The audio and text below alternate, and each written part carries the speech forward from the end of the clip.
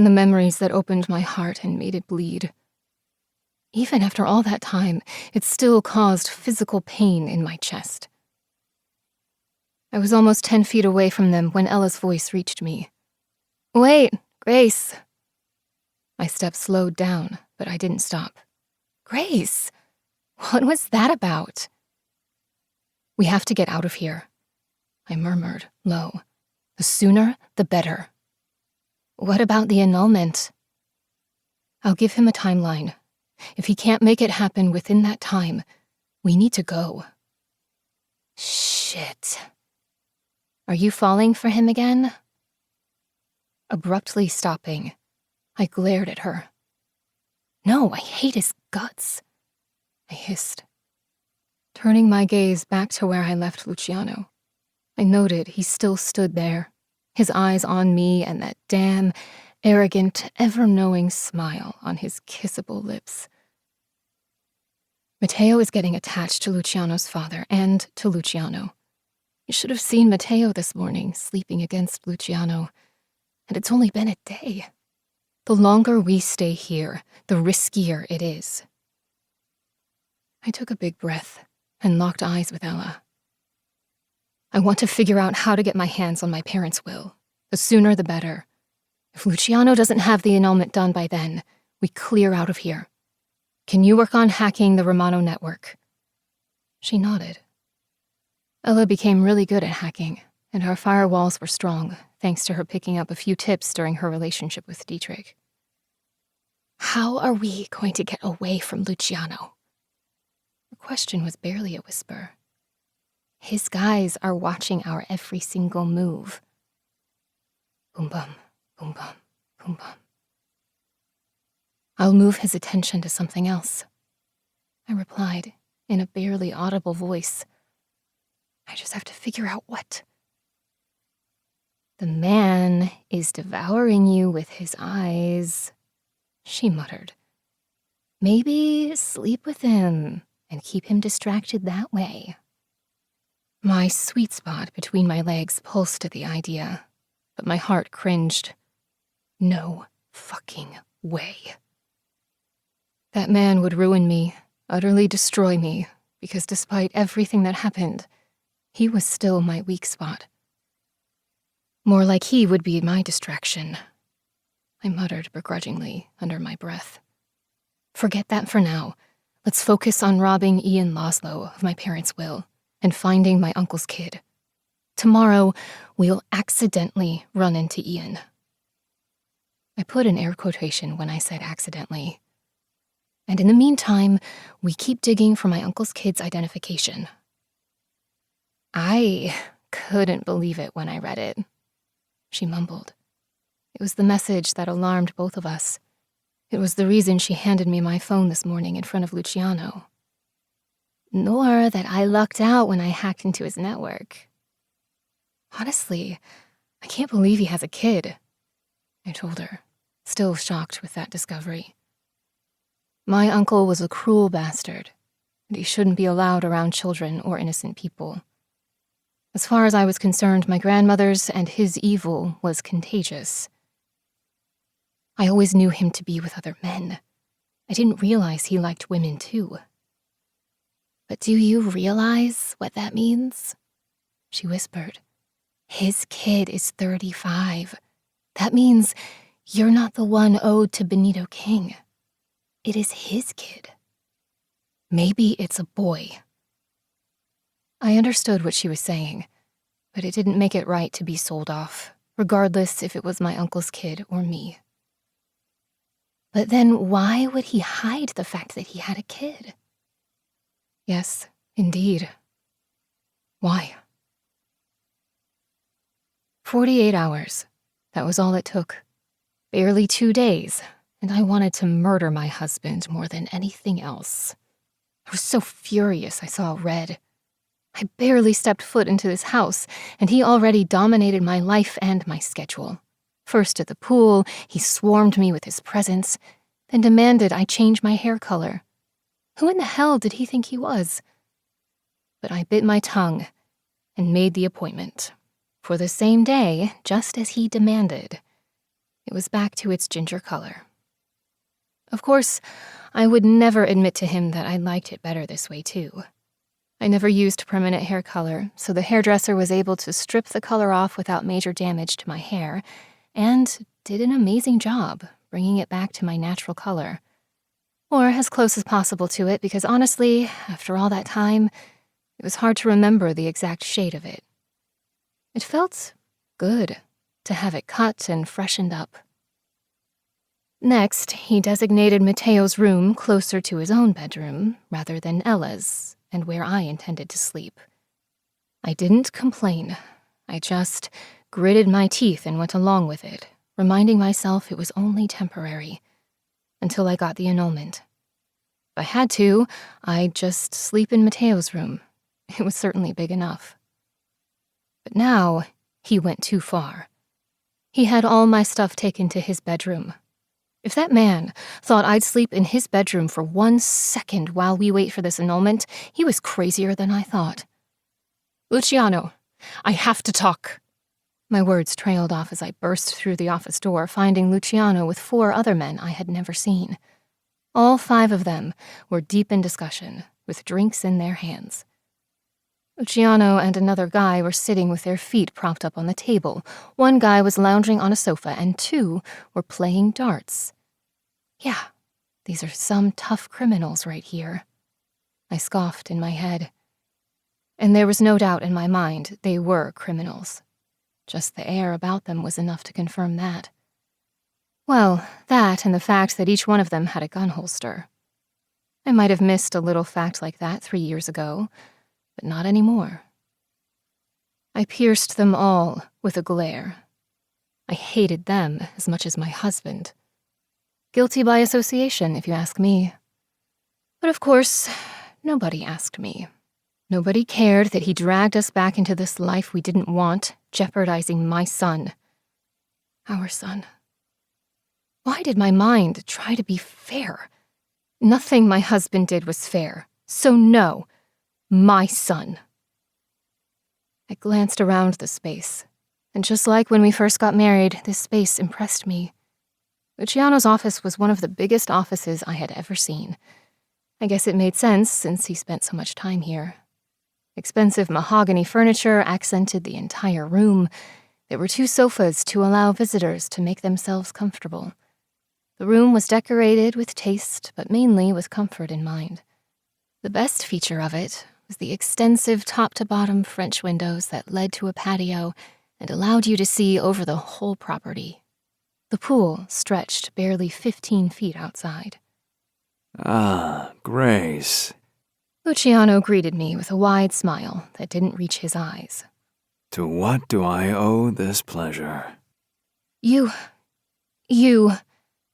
I searched for the right words. "Your husband, yes." He finished, sarcastically. "You are not my husband." I spoke the words through my clenched teeth. I was so pissed off I could barely see straight. He tilted his head as if considering my words. "Funny, because I have paperwork that shows I am." Well, that is funny indeed, because I have experience showing you are an asshole. Someone started to laugh, but quickly covered it by clearing their throat. But my gaze remained glued on my husband, wishing I could kill him with my glare. "Did you come here to discuss our marriage status or something else, wife?" A growl escaped me as I glared at him, locking my gaze with those hazel eyes I used to love so much.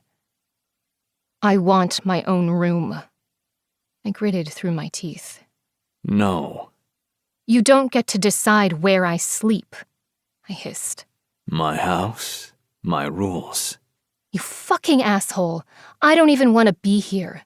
You are forcing me to stay here. I'd rather sleep on the street than under the same roof as you, but here I am.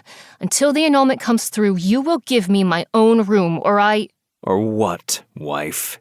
He challenged me, a knowing smile on his full lips. My blood boiled, and an image flashed through my mind. Me throwing something and smashing it into his handsome face, wiping that smug smile off his lips. Before my brain processed what my body was doing, that was exactly what I did. I reached for the first object closest to me and threw it flying across the room. It missed him and crashed against the wall. I watched in horror as an antique vase shattered into a million pieces, landing all over his floor, desk, and some chips even landed into my husband's hair. I hated his fucking guts. The crash was followed by stillness, and I was painfully aware of my heart thundering in my chest. It beat so hard, I was scared my ribs would break. Silence stretched as all kinds of creative words played in my mind. Each was worse than the previous, and I wanted to scream them all to his face. We've only been here 48 hours, and I hated it. I despised him, his men, his house, this city, every damn thing. It was a painful reminder of what he had done to me. I ignored his visitors. They didn't matter. Anything connected to Luciano had nothing to do with me, and I wanted as far away as possible from it. I hate your fucking guts. My voice dripped with the feelings, and there was no mistaking that I meant those words. Wife, these are my friends. Cassio, Luca, Alessandro, and Nico. Let's leave family drama for later and say hi to them. I never even turned my head their way. Manners be damned. I always tried to do the right thing, and what did it get me? A gun against my head, being tossed away like a piece of trash, used as a pawn by my family and my husband. I don't give a damn about your friends, Luciano. I spat out in disgust. Any friends of yours are enemies of mine. He was on his feet and hovering over me in my next breath. Before I got a chance to process him getting to me so fast, he continued in a calm voice, a storm brewing behind those hazel eyes. Now, Grace, we don't want to be rude to our guests. Be a good wife and say hi. No. Do I need to take you outside and put you across my knees? Fuck you, husband. His lip tilted up, as if my rebellion pleased him. We stood toe to toe, his hard body too close to mine. I could smell his cologne, a mixture of citrus and cedar, and feel the heat coming off him. The heat I craved last time I spent winter in New York. We'll do that later. He cooed softly, but there was a hard gleam in his eyes. You can do that later by yourself. It was stupid to challenge him, taunt him, but the reasonable part of me disappeared and only my anger, agitation, and need to hurt him were left. I want my own room. No. I didn't realize my feet had taken backward steps, and suddenly I found myself against the wall. I agreed to stay here till our annulment comes through, I hissed. Stay out of my way. Otherwise, I'll make you regret ever finding me. He laughed, the sound bitter. Too late for that, wife. Despite my anger and hate, it still hurt to hear him say that. I wanted to slap him, claw his beautiful face, make him hurt, like he had hurt me. Now, greet our guests. How about I greet them the way you said farewell to me? I raised my chin in fake bravado. He was so much taller than me, I had to crane my neck for better effect. A game of Russian roulette. Which one should I pull the trigger on first? Something flashed in those hazel eyes, but he quickly recovered and blanked his expression. Probably a regret that bullet never came. His head bent forward, and I could feel his hot breath against my earlobe. You don't want me to punish you here at the Zorro. I knew fear flashed in my eyes, because he chuckled softly. That's right. There will be punishment. But if you behave now, I'll save it for later, and you might even enjoy it. no right. I meant to sound defiant, tough, but the words came out in a breathless whisper. I hated having him so close to me. I didn't want to smell him, feel his body brushing against mine. Oceans between us was not far enough, if you asked me. I'll make you scream so the entire household hears. He made promises that I dreaded he intended to keep. But I would fight him. I wasn't that same young girl anymore. I scoffed in fake bravado. What the fuck ever, Luciano? Go fuck yourself. His hand gripped tight around my arm, and he pulled me along through the door, into the hallway. I thought he'd drag me through the house to our bedroom, but instead, he shoved me into the closest dark corner, a mere 10 feet from his office. I noted from my peripheral his office door remained open. Always so defiant. What shall we do with that mouth of yours? His voice was a warm caress on my cheek, sending shivers through my body. They are shivers of disgust, I told myself. His mouth crashed against mine. The kiss was meant to punish, dominate, bruise. And God help me, I liked it. I haven't felt another man's lips on me since that day over 3.5 years ago. It felt like a different lifetime, a different me. But I always craved that feeling, before it all burned down to ashes. His lips trailed down my neck, leaving searing skin in its wake. Stop it. My voice was small, but I refused to beg. I refused to plead with him. Your friends will see. I felt him more than I heard him chuckle. I'd never let them see you like that. That pleasure is reserved only for me. He let the words linger in the air before he continued. But I'll let them hear you submit to me, so they know who you belong to.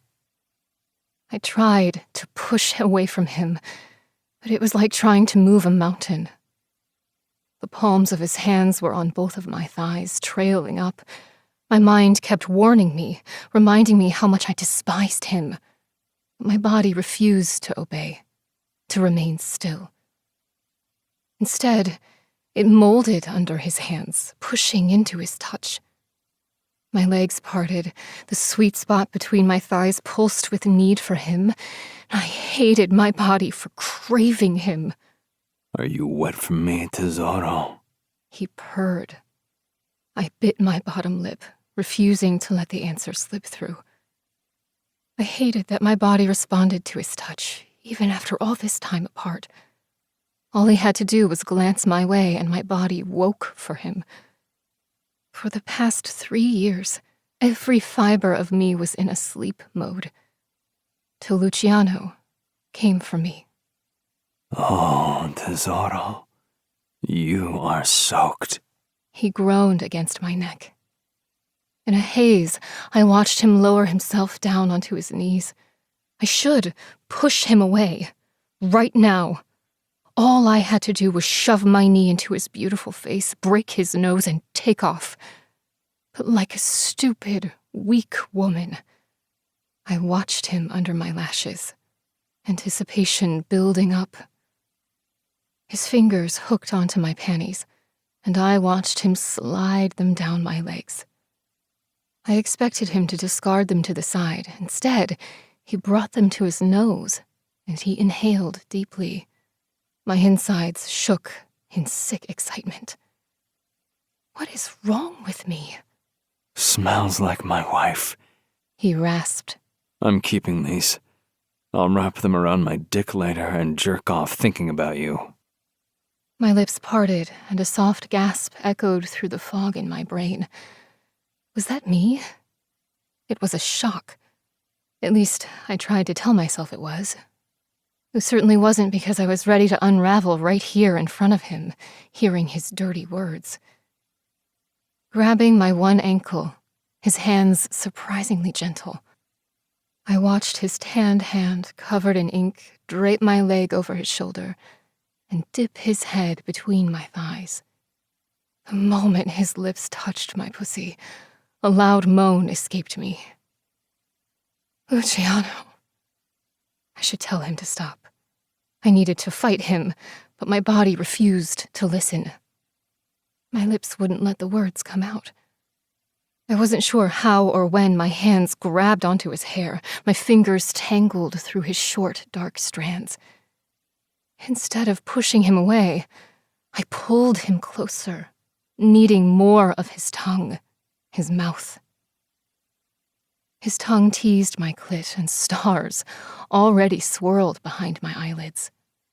He had barely touched me, and my insides already shook, close to bursting into the sweetest pleasure. The scruff of his 5 o'clock shadow tingled against my inner thigh, rasping against the soft flesh. All my anger melted and turned into lust under his expert touch. His tongue swirled my clit in lazy circles, and I twisted my body, pulling away or pushing against his mouth. I wasn't sure. The sensation overwhelmed every single reasonable thought. His hand grabbed my ass and held me firm against his mouth. Oh my God. I breathed. More. I'd regret it later. I'd think about it later. Now I just needed to come undone. For me, not for him. I lied to myself. He pushed his finger inside me and his mouth worked me mercilessly. His growling sounds made it seem like he was enjoying the best dessert of his life. Fuck, you taste amazing. My moans got louder, and I bit hard into my lip to keep silent. I was right on the edge of the cliff, ready to jump off and spiral into an abyss of delightful pleasure. He was the only one that could ever do this to me. Chapter 13. Luciano. The scent of my wife drove me insane. Her aroused scent made my mouth water, like I have been deprived of food and water for centuries. Her slick sweetness was all around me. I'd lost my mind to do this in the hallway, with my friends behind the office door, but I didn't give a fuck. As long as they didn't see her, I wanted them to know she was mine. Luciano! She cried out as my tongue slid up her slit.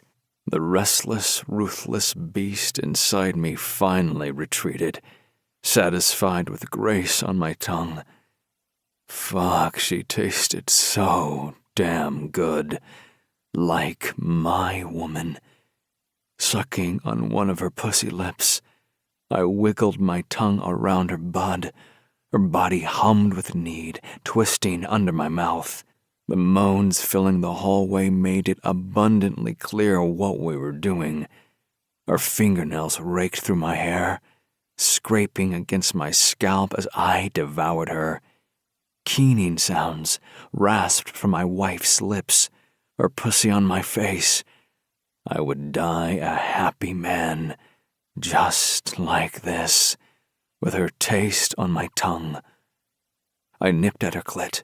Her body tensed for a brief second before she shuddered and she flew over the edge with my name on her lips, just the way it should be. I lapped at her juices like the greedy man that I was, my eyes drinking the sight of her. My wife's cheeks flushed, her hair attractively messy. She looked like a pleasured woman, my woman. Her eyes locked on mine. The haze in those beautiful eyes slowly lifted. But instead of the softness I was used to seeing in them after I brought her to heights, there was only resentment there. You are an asshole, she spat out, her voice slightly hitched. I swiftly stood up and pressed my mouth hard on hers. Taste yourself on my lips, wife, I told her, my lips inches from hers, because that's where you'll be until this is over. Now, go greet our guests. She pushed herself away from me, smoothing her dress down her thighs, her cheeks still flushed from what we had just done. There was no mistaking what just happened in this hallway, even if she would have been silent through the whole ordeal. But she wasn't quiet through her pleasure. I grinned smugly. She loved every second of it, although regret was clear on her face now. They are your guests. She bit out. Not mine. You can tell them if they get anywhere near my son or Ella, I'll kill them. She strode away without a backward glance. Her hips swayed in unintentional seduction, her cream dress accentuating each curve of her body, tempting me. There was nothing more I wanted to do than to stride after her, throw her over my shoulder, and take her into our bedroom where I'd fuck her for days. Forget about my friends, forget about the past, the Romano family, forget about everything except her sweet body underneath me. I was stupid to insist her sleeping in our bedroom. She'd probably slice my throat in the middle of the night. The hate-filled glares she threw my way were evidence of how much she despised my guts. I'd fuck the hate right out of her. I grinned to myself. It wasn't a brilliant plan, but it was all I had. I headed back into my office, all my friends still there. It wasn't as if they could have left, not unless they wanted a first-row seat with a show while I ate my wife's pussy. I thought someone said your wife was a meek pianist. Of course, it would be Luca to fucking egg me on. And here she is, threatening to kill us all. Fuck off, I muttered. My wife's sweetness lingered on my tongue, my cock rock hard for her. It has been a permanent side effect from the moment I've found her and getting worse by the minute. She hasn't forgiven you? Cassio asked the unnecessary question. No. I had a feeling she'd never forgive me. I wouldn't have. None of the men in the room would have forgiven such an offense. So why would I expect anything else from my wife? Are you sure you want to sleep in the same room? Alessio questioned. She might kill you in your sleep. She hates your guts. I glared at him, hating his guts right this second for telling the truth. Fuck you, asshole. Alessio chuckled like the bastard he was. I'm good, although you might want to keep your woman under you all night. From the sounds we just heard, she seems to be receptive to you in that arena. I might shoot you one of these days. I growled at him, but a grin played on my lips. It was right. Grace was receptive when I pleasured her. She had been avoiding me from the moment she set foot back in my house. She either clung to her son, my father, or hid who the fuck knows where. Besides, she had to get over her jet lag too. Don't pay attention to Alessio, Nico chimed in. He's just jealous because he can't get his dick into the woman he wants. Alessio promptly flipped him the bird. We all knew the story. He touched what was forbidden, and now he craved more. It would seem all of us had rough starts with our women. Nico was no different. I swear watching you guys makes me grateful not to deal with women on a longer than one-night basis, Luca retorted dryly. Your time is coming, brother. Cassio smirked at his younger sibling, and I look forward to seeing you squirm. It was Luca's turn to flip the bird at his older brother. Hold your breath, brother. See how well it works out. Cassio flipped him 2 birds. Here we were, men almost in our 40s, and we were so mature we were flipping each other middle fingers. Okay, back to the business at hand. I stopped all this bird flipping. Do we have any update on fucking Alfonso and what he is doing? Nico grabbed his glass and took a drink. I have a little bit more detail on the Romano connection to the kings. Nico, or the wolf as we called him, had a way of finding out details on everything and everyone. We called him the wolf because the bastard had the instincts of a wolf. He was highly intelligent, sometimes a loner, dominant, but above all loyal. Except that his family fucked him over. It certainly seemed a running theme around here. "We're all ears," I told my friend. "Now take this with a grain of salt since there's no hard evidence," Nico started. "The Romano family is old. They go back at least 2 centuries here in the States. So does the King family." Cassio nodded. We all knew that the King family ran the criminal underworld in Europe, and when they migrated here, they continued the same path, establishing their territory.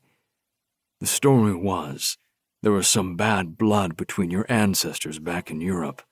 The Romano family were wealthy and amongst nobility. A Romano daughter fell for one of the kings while both families still lived in Europe.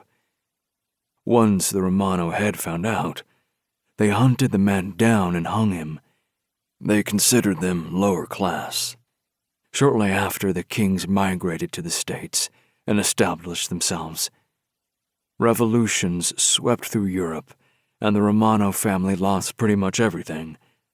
When they migrated, unfortunately for them, they landed in the king's territory. Anyhow, the agreement was made between the head of the King family and the Romano family.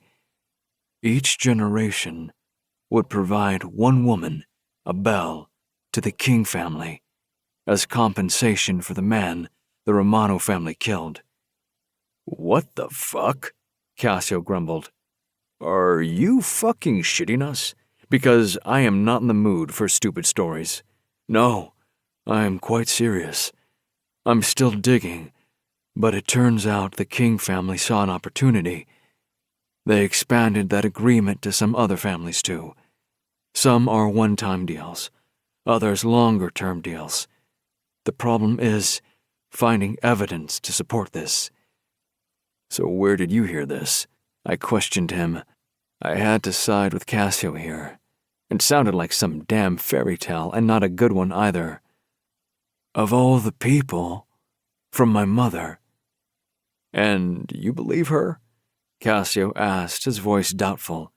Nico's mother wasn't exactly a role model.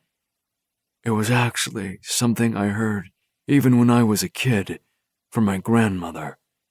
Nico was fucking serious.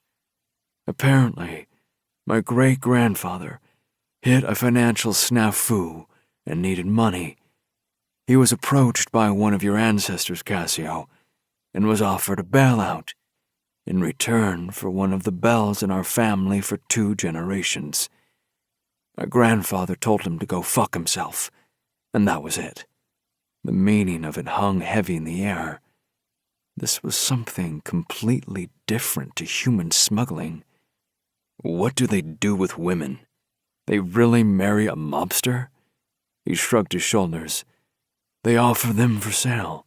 You know, fancy upbringing and good pedigree fetches a high price among men in our world." Yes, we all knew we were bastards. "But the word is that bells from the Romano family have been fetching the largest sum for centuries.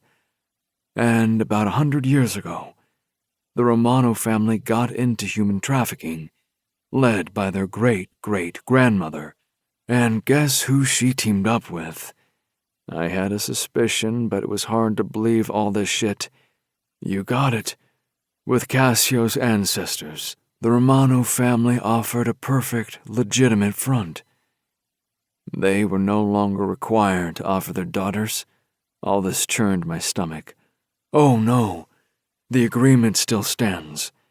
The Bells and Mobsters agreement continued, including bells from the Romano family.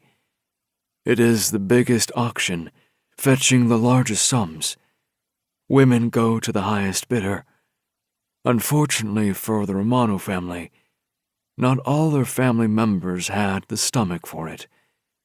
There were hushed stories of random family members disappearing or being brought down if they tried to fuck with their new secret business. Till Kennedy Romano. His feud against his brother was rather bitter. That was Grace's father. My wife told me about her parents during our first few months of marriage. She loved them very much. I should have known all this before. We all should have. But the truth was that I was focused solely on avenging the death of my mother and sister. Both were killed by Alfonso Romano. How is it that none of us heard of this before? And how was it not picked up in Grace's background check that there was a feud between Kennedy Romano and his brother? Well, none of us are really from the old families, Nico retorted. Alessio came from old money, but his family is based in Canada. My family only got rich about 100 years ago with the construction boom. Your father, Luciano, was first generation in the States, and he worked himself within the ranks. And you quadrupled, if not more, what your father made, so you would have never needed the money. Cassio and Luca weren't in those circles, and really their grandfather in Italy raised them, so their father kept them out of the loop. Holy fucking shit, Luca muttered. Bells and mobsters. Who in their right mind would ever agree to offer a daughter to a man in our circles? He was right. I knew I wouldn't want my children to be part of this underworld. It was cruel and unforgiving.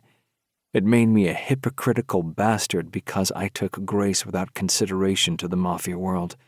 I would imagine desperate people would agree to it, Cassio muttered. I hate that fucking old bastard. Luca didn't hide his feelings about his father. He hated him with passion, not that I could blame him. But again, there's no evidence for any of this, and good luck finding someone that would be willing to attest to this, Nico added. Cassio's jaw was pressed so tight, I thought it might snap at any second. The dread was heavy, like lead in the pit of my stomach.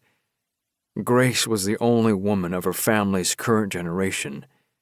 3 years ago, I sent her right back to them. She ran, disappeared for the longest 3 years of my life. I thought her uncle hid her from me, but if there was an ounce of truth to the story, that couldn't be. He worked with Cassio's father. If he had her, she'd be in Benito King's clutches, offered to the highest bidding mobster. And I brought her right back into the lion's den. I might as well have had her delivered on a silver platter. My blood simmered, the anger at myself unlike ever before. Nico continued speaking. As you know, Alfonso only had a brother, so there was no Romano Bell offering. Kennedy Romano was in politics. He was pretty good too. He had a childhood sweetheart that refused to marry him for many years. The world was flabbergasted. They were a perfect match. She came from old money. The whispering is that her family knew about the ongoing deal the Romano family had and the human trafficking. Kennedy Romano became educated by his wife in his own family business affairs. After which, he cut all contact with the Romano family. His political career grew fast and strong. He was going after the Mafia and crime relentlessly. There were stories he could have easily become the next president. And they had a little girl, the only child for that generation since Alfonso never married. The meaning of it lingered in the air. Grace was owed to the King family. The word is that Grace Romano was meant for Benito King's legitimate son, Nico concluded. Whatever the highest price she fetches, Marco King is to pay double. I would never let them have her. I would kill every single member of the King family if I had to, but they would never have Grace. She was a Vitale now. She was mine. What other families do the Kings have arrangements with? Cassio gritted out. I don't have concrete leads. Politicians here in the U.S. and in Europe, movie stars, old families. Nico took a deep breath and then slowly exhaled. Do you think maybe Grace knows? Cassio's question was reasonable. I met Nico's gaze. "We could ask her?" he suggested. My eyes took in the shattered vase pieces on the floor and my desk. "She won't tell us anything," I rasped. If all this was true, and Grace knew about the Bell deal, I have betrayed her in the worst way possible. Was that the reason she betrayed me that day? Did her uncle hold that over her head? Fuck, we have to do something, Luca gritted. Do we know how it works, the Bell offering? I questioned. When? Where? The whole concept made me sick to my stomach. Raphael mentioned he overheard Alfonso speak to Benito about the delivery of a woman. Cassio and I shared glances. There was no question who that woman was now. Did Alfonso Romano already know Grace was back in the States? Massimo barged through the door at that moment, an alarmed look on his face. What is it? Fuck, I didn't know how much more bad news I could take today. I broke it! Broke what? Cassio and I questioned at the same time. I broke your wife's firewalls. He looked disheveled, which rarely happened to him. You won't fucking believe it. Chapter 14. Grace. I couldn't believe I let Luciano ravish me in the hallway. I was so mad at myself. After I went to grab a new pair of panties, I went in the direction of Matteo's playroom. Being around him always grounded me. He was my reminder to get through this. It was all for him. Opening the door softly, in case he was napping, I was surprised to find Luciano's father sitting on the couch, building a wooden train set with Matteo. They both had wide smiles on their faces, speaking Italian. Neither one of them heard me come in. What are my two favorite men doing? I asked, startling them both. Matteo stood up and ran to me, hugging my legs. I lowered down onto my knee and wrapped my arms around him. We are building the biggest train tracks, Luciano's father announced. Want to help us? Sure, I'd love to. I pressed a kiss to my son's forehead. What do you say, Matteo? He eagerly pulled me along, and I sat between the two of them. Matteo immediately handed me parts, putting me to work. You are doing such a good job, Matteo. Nonno commended him. Thankfully, he switched to English so I could understand their conversation, too. We'll have to make sure we have the right pieces for the mountain. Davvero? How was the playground today? I questioned Nonno as we all worked on our trail pieces. It was good. Matteo said he never saw such a big playground. We shall have one installed on the grounds tomorrow. I smiled at him. I wanted to tell him there was no need since we wouldn't be staying long, but I hated to kill the old man's enthusiasm and happiness, so I kept quiet. We all worked on building the train tracks, all the while my thoughts raced through my mind. This annulment better go through quickly. I would be stupid to think I could resist Luciano on a long-term basis. Yes, I hated him, but my mind and body seemed to be at war here, and I was worried my body was winning. It didn't bode well for my self-respect. I remembered a phrase my mother used to always tell me, "It's a thin line between love and hate, Grace. Don't ever mix up the two." I wished she was still here, and I could ask her for advice. I missed her so much. Being back here, so close to my family that took so much from me, was a blessing and a curse. Since Ella and I went on the run, I have pushed all the memories away. I made myself not remember my mom, dad, my uncle, nor my grandparents, and of course, Luciano. The sad part was that he wasn't even the worst villain in my life. My uncle and grandmother were the worst villains of them all. Truth was, I was scared out of my damned mind, and it wasn't because of Luciano. That man showed me firsthand that he wouldn't hesitate to put a bullet into my brain, and yet I was scared of the alternative with my uncle even more. I thanked all the saints for having a boy. Gracie? Nonno's hand was on mine, pulling me back to the scene at hand. Are you okay? I forced a smile. Yes, of course. Matteo crawled into my lap and placed his hands on my cheeks. Are you crying? Nonno asked me at the same time. My fingers reached for my face, and I realized it was wet. I think my eyes hurt, probably jet lag. Nonno didn't believe me, but he let it go. I turned my lips into Matteo's chubby hands and kissed his palms. I'm okay, baby. My son's hazel eyes watched me, reminding me so much of his father. I kissed his forehead tenderly. Truthfully, all the heartache Luciano brought onto me was worth it, because I had my son. He was my life. Just like I was my parents' life. They protected me with all they had, and my uncle destroyed it all. Maybe it was time I made my uncle and grandmother pay. When Luciano pretty much seduced me and then kidnapped me all those years ago, I was an inexperienced, naive, and a scared young girl. He scooped me up and, unknowingly, became my savior. Until that very moment, I had nobody to save me from the horrible fate. Gabriella and I were powerless against the agreement our ancestors made. I wasn't so naive and inexperienced anymore, but I was still scared. Fear is healthy, I heard. We played for an hour before I finally stood up. Okay, Matteo, we'll eat dinner, take a bath, and then bedtime. Matteo started pouting, but he was tired. I knew it wouldn't take long before he reached an overexhausted point, and Ella and I had some business to take care of tonight. No. My voice was hesitant. I need to take care of something tonight. Will you keep an eye on Matteo, please?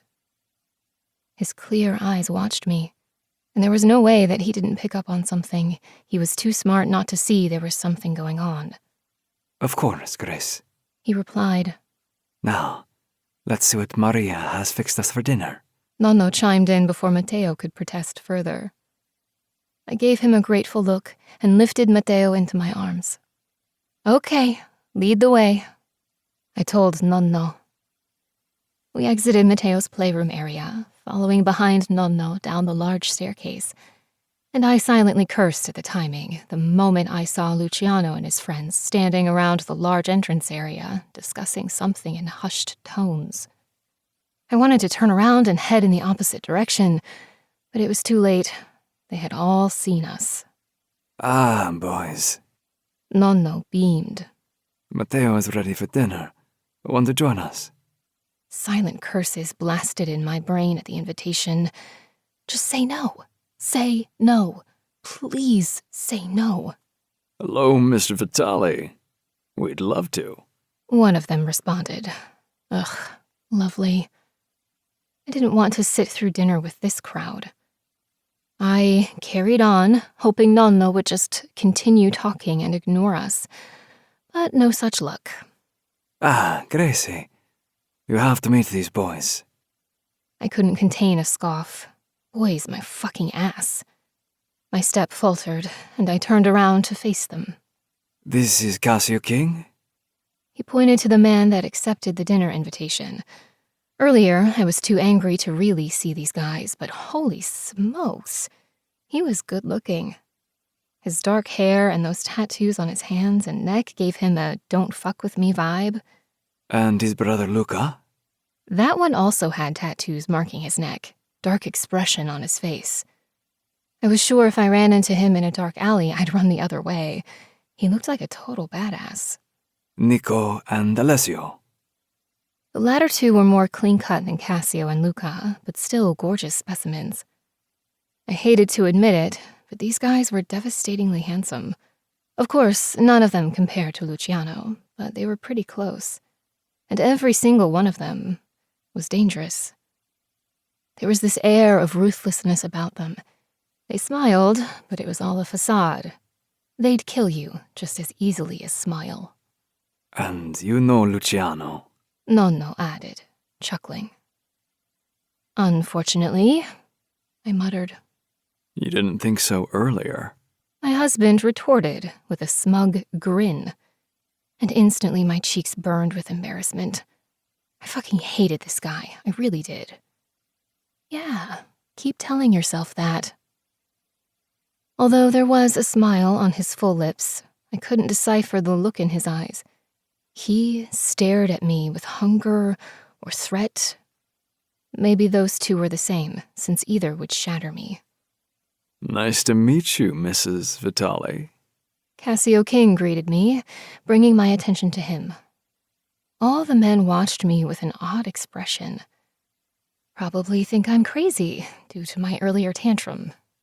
Or they probably knew what Luciano and I did in the hallway. Ugh. I shot Cassio with my most furious glare. It's Grace. I spat out, sounding bitchy. Well, nice to meet you, Grace. Another one of the men added. It was Cassio's brother, Luca. Luciano has been keeping you hidden from us. Was this guy for real? I rolled my eyes at him. Whatever.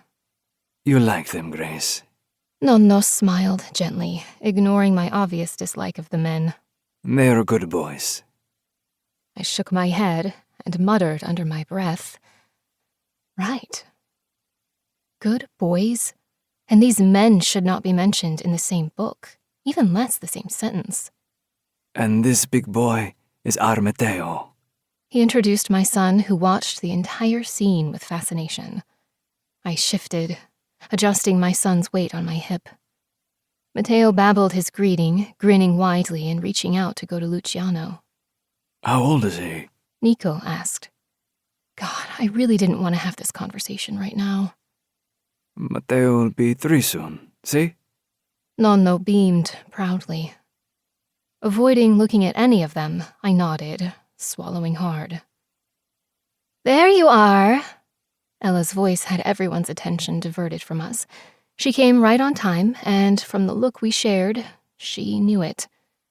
I've been looking everywhere for you. Yay, you found me. I forced a cheer on with a fake smile. We locked eyes. Remember we have that thing going on tonight? I reminded her. No, we'll keep an eye on Matteo. She nodded, her skin slightly pale. Shit, did something else happen while I played with Matteo? No. Can Matteo go with you to the kitchen? I asked. Yes. He was so eager to spend time with Matteo. In just a few days, this man was captured by Matteo. Like he felt they were related. But that was a ridiculous thought. Nobody but Ella and I knew that, and we never betrayed each other. Hey, buddy, Ella and I will be right back, okay?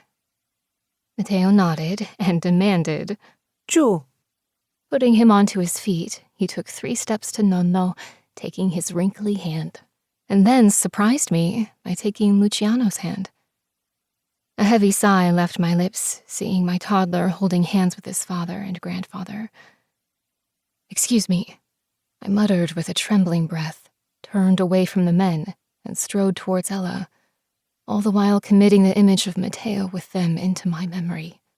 If it wasn't for this whole fucked-up circumstance, it would be a heartwarming sight to see Matteo holding hands with those two. We both started walking towards the wide door, leading to the back garden and the pool. What's going on? I whispered as soon as we were out of earshot. I glanced around and noted all the men could still see us, and each one of them watched us. I was so tempted to flip them the bird, but Nonno was still there with Matteo. Pulling her away to the side so they couldn't see us, I repeated, lowering my voice further. You are freaking me out, I mumbled. What's going on? I hacked into your uncle's network again. Her voice was barely above a whisper. Did you find out who his kid is? What would have shaken her up so much? I'm not sure, she mumbled. What do you mean? I questioned her in a low voice. Why are you so shaken up? She took a deep breath in and slowly exhaled. He's funding his illegal business with your assets as collateral. What? I hissed. How? His lawyers help. Huh, of course. because the lawyer that handled my inheritance was the one and the same as my uncle's lawyer, Ian Laszlo. And coincidentally, my uncle's lover, but nobody but Ella and I knew the latter. That lawyer was the executor of all my parents' estate that was supposed to come into my possession on my 25th birthday. My parents trusted him. I trusted him.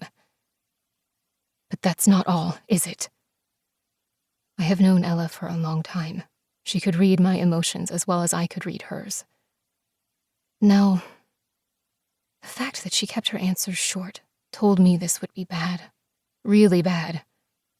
I watched her face, and I knew what was coming, and still my damn hope refused to be extinguished. It was just 2 days ago that our life was good and we were content and happy. They know we are here. Her voice shook with fear. They know about Matteo and want to transfer all your assets to either your uncle or an anonymous person.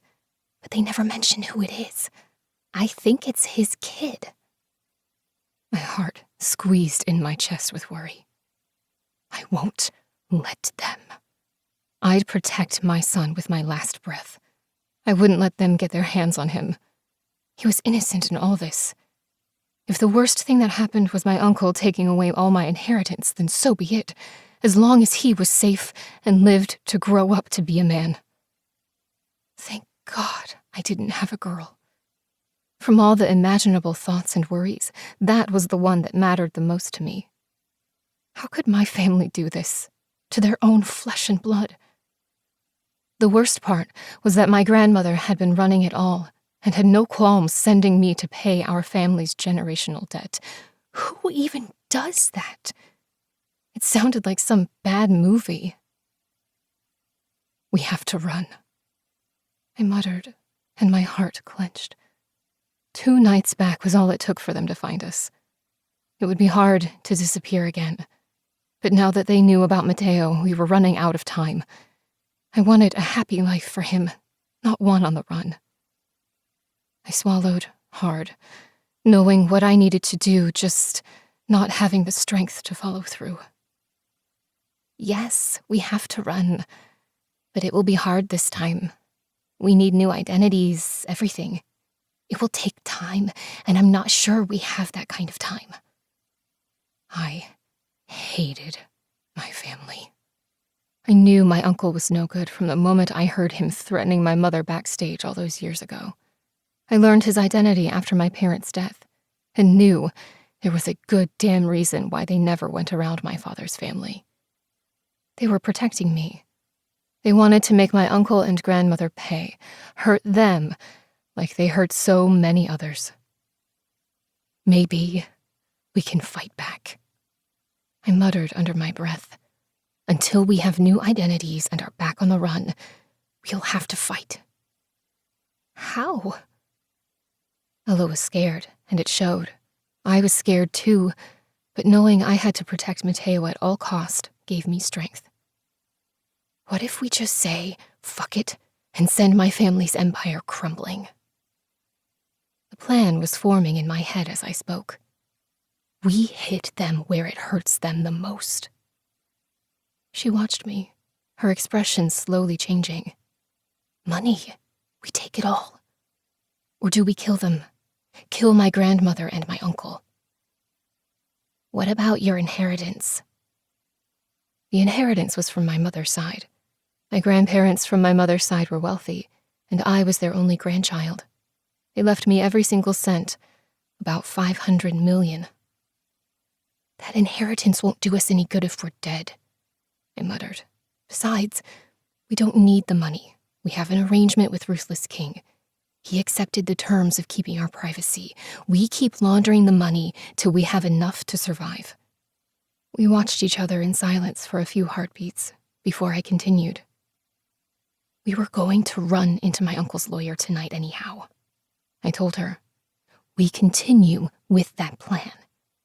If I can get my hands on the will, maybe there is something in it that would allow us to get it out of my uncle's hands.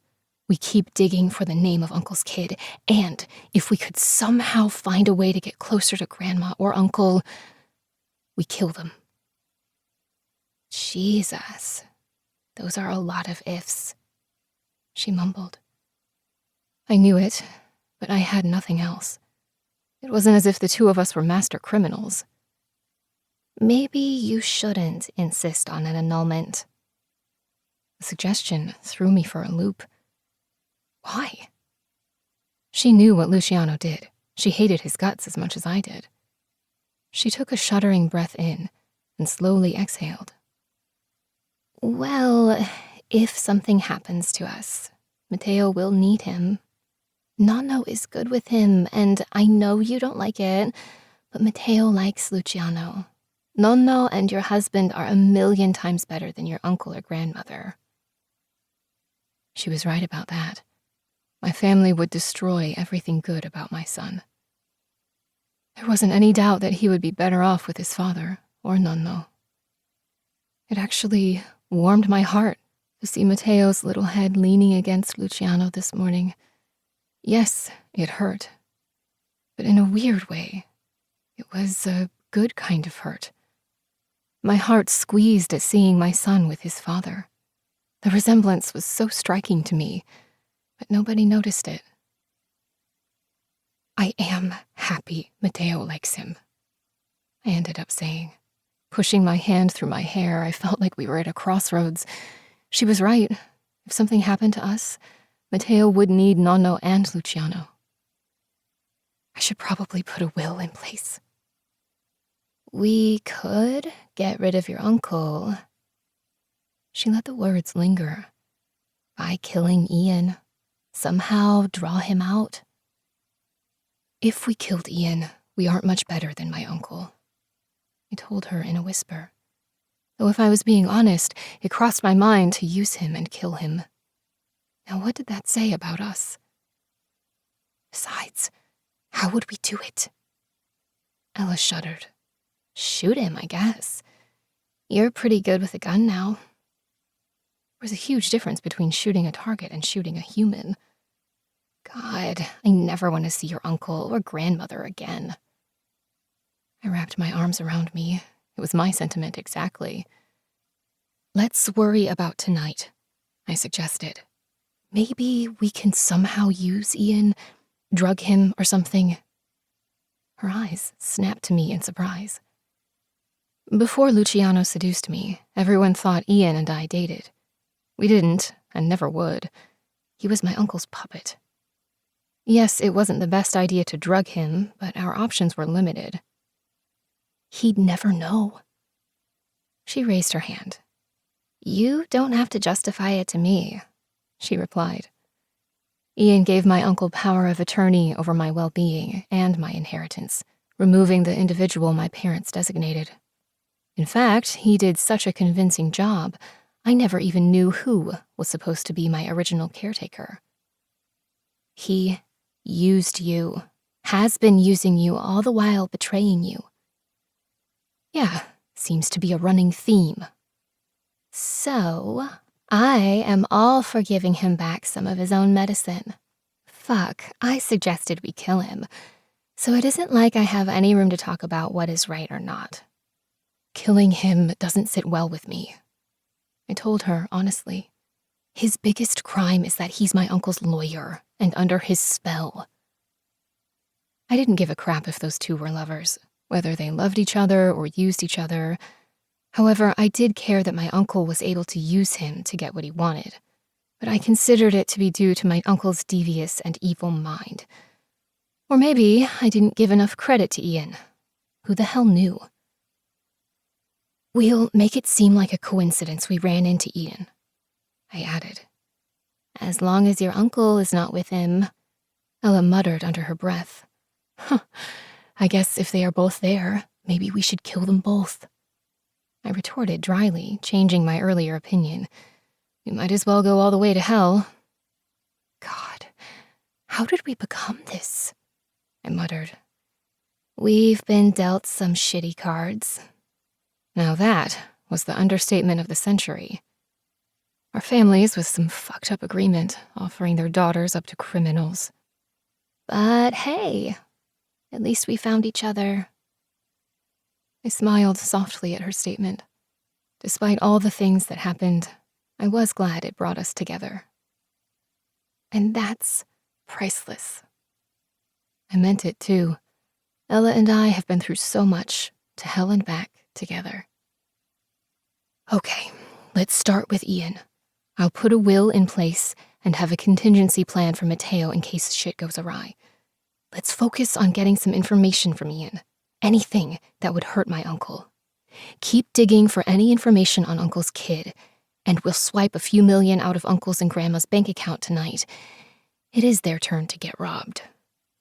She nodded in agreement.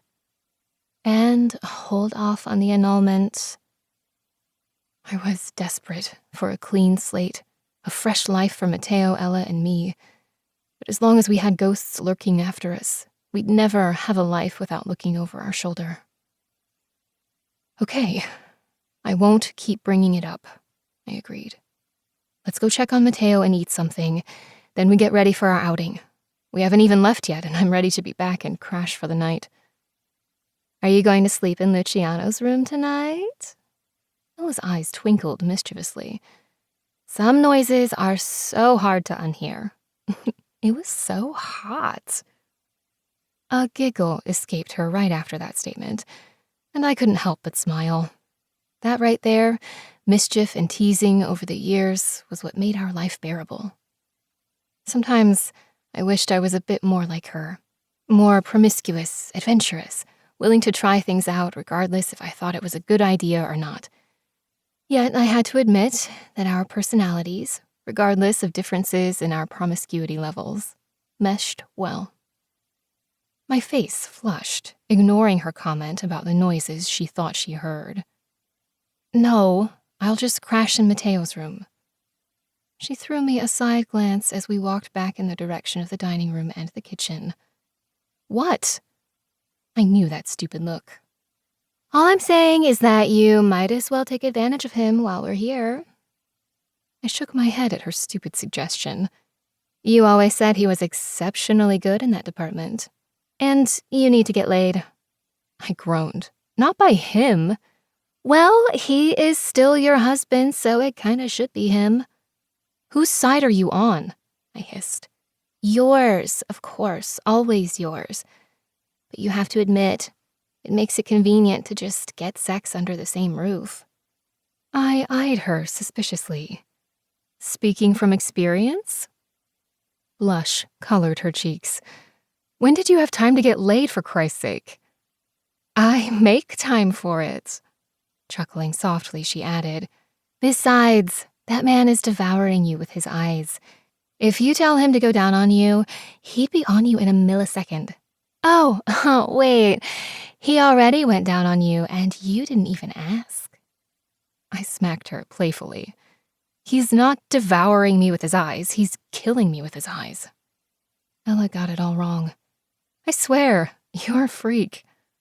She laughed harder, nearing the kitchen. No, you are. I heard those sounds in the hallway. I think there's a fire you're hiding behind your anger. You are an ass. I murmured under my breath. I felt heat flame my cheeks. But you still love me. Ugh. She was right. I did love her, like my own sister. At this rate, our life will be very short. Well, maybe you are right, and I should take advantage of his presence, but ensure I have the upper hand. We both entered the kitchen to find all the men seated around the table while Maria served them food. All eyes raised up to us. Mateo was already in the high chair, making a mess of himself with spaghetti while he devoured it. Pizza and spaghetti, along with gelato, and that little guy was in heaven. Ah, perfect! I have a plate for you too. Maria beamed. She loved a full kitchen. I glanced around. Where in the hell did she expect us to squeeze in? God, not spaghetti. Ella mumbled under her breath. I thought we left Italy. A choked laugh escaped me, and I shoved my shoulder gently against hers. Stop it. Ella, you sit next to Massimo. Maria instructed, and my best friend promptly turned an intense shade of red. Next time she suggested I sleep with Luciano, I'd suggest she sleep with Massimo. It was probably who she was referring to anyhow. She always had a crush on him. "And you, Grace, sit next to Luciano." "No, thank you," I replied quickly. "I'll sit next to Matteo." Matteo was seated between Nonno and Luca. Jeez, you need me to move? Luca teased. "Either that, or I'll have to sit on your lap." Not that I ever would. The words barely left my mouth when Luciano stood up abruptly, his chair falling behind him with a loud thud, making Matteo and myself jump. He stared at me and Luca furiously, ready to murder one of us, or maybe both of us. Matteo's crying immediately followed. He wasn't used to sudden noises and being scared. "What the hell, Luciano?" I hissed at him, taking Matteo out of his seat. "Hey there, it's okay. It was just a chair that fell down. See?" I could feel his heartbeat thundering hard in his chest. Nonno stood up too, soothing him in Italian. I couldn't understand a word he said, but it seemed to work. Luca, take my seat. Luciano ordered him, barely keeping his anger at bay. What the hell was this man's problem? Luca muttered something under his breath, but I didn't catch it. Each grabbed their plates and swapped seats. I caught Ella's pointed look, as if she was telling me, "I told you so." I shrugged my shoulders, half tempted to stick my tongue out at her. "I'm not sitting on your lap either, Luciano," I told him, and damn it, if I didn't feel my chest warm up and knew a blush spread up my chest, neck, and cheeks. I hated that my body temperature constantly skyrocketed around him. "So scoot over and bring me another chair." Jeez, you two sound like an old married couple. It was Nico that spoke. I narrowed my eyes at him. His tan complexion spoke of his Italian heritage, similarly to Luciano's. Nico appeared clean-cut, but I could see hints of ink under his cufflinks. Probably a wolf dressed in fine clothing. "Would all of you just mind your own damn business?" I wanted to scream at them that we weren't married, we were separated, on our way to getting our marriage annulled. Why in the hell was everyone acting like nothing ever happened? But then I reminded myself of the plan and conversation Ella and I just had. Everything about this situation was agitating me. The fact that my husband got me all hot and bothered, that he breathed, looked my way, and that I was stuck in this situation. Maybe it was a sexual deprivation that made my temper flare up so quickly around him. While I had abstained from moving on with another man, I was certain Luciano had a phone book full of women at his beck and call. With Matteo calm, I put him back into a high chair and sat myself next to my husband. Maybe I will use him, I thought to myself. If my uncle gets his hands on me, I'd be dead. Or wishing I was dead because what they have in store for me was worse than death, so I should have tons of mind-blowing sex and use Luciano for it. Or was I using it as an excuse? The question was whether I could keep my heart out of it. Maria placed a plate in front of me. "I remember you don't like Parmesan. Little one doesn't like it either." Maria had been with the Vitale family for a very long time and knew everyone's dislikes and likes. It had always amazed me how she observed everything. I never told her I hated Parmesan. "No, he doesn't." It was one of the few things he inherited from me. "Thank you, Maria." Satisfied that Matteo was back to eating his dinner, I took a bite of my own food. Grace, where in Italy did you all live? Cassio asked. I chewed up my food and swallowed before answering, "South." How long were you there? He was seemingly just making conversation, but he was fishing for information. "Not long." Where were you before Italy? "Everywhere." Where was your son born? Luciano questioned me, and my head snapped to him in agitation. "What is this, 20 questions?" Silence stretched on, while Luciano and I kept our stare-down going. I love that game. Luca finally broke the tense silence. You boys let Gracie be. Nonno scolded them all. If this situation wasn't so fucked up, I'd laugh at him calling them boys. As it was, though, it was impossible to laugh. I didn't want to give them our life story and everything we've grinded through from the minute we ran off. Yes, I contemplated sleeping with my husband, but I refused to give him anything else. I offered him my heart that day, and he threw it away. Luciano, do you have an attorney I could use? I asked, changing the subject. I gave him a fleeting look and returned my eyes to my plate. I knew he'd question my reasoning, so I shoved a spoonful of spaghetti into my mouth. He scoffed. What for? I slowly chewed up my food, aware of most men watching me, except for Matteo and Nonno. Those two weren't concerned about tensions between Luciano and myself. I took a drink of my water and answered, setting down my glass. So when I kill you and I'm put away, I have a guardian appointed for my son. I smiled sweetly at my husband, and a startling realization hit me. I freaking enjoyed this. I enjoyed bickering with Luciano. Well, could you refrain from killing me? He didn't seem concerned with my threat at all. Honestly, I was surprised he didn't throw my uncle's name in my face for Matteo's guardian. It's too hard, I taunted sweetly. The urge to pull the trigger is too strong. Was that regret that flashed in his eyes? No, Grace, don't read into anything with him. And what will you do with the rest of us, Grace? Cassio asked, leaning against his chair. I almost expected him to reach for his gun. Nonno just winked at me. I guess he knew I didn't have it in me. You know, if you kill one of us, you'll have to kill us all.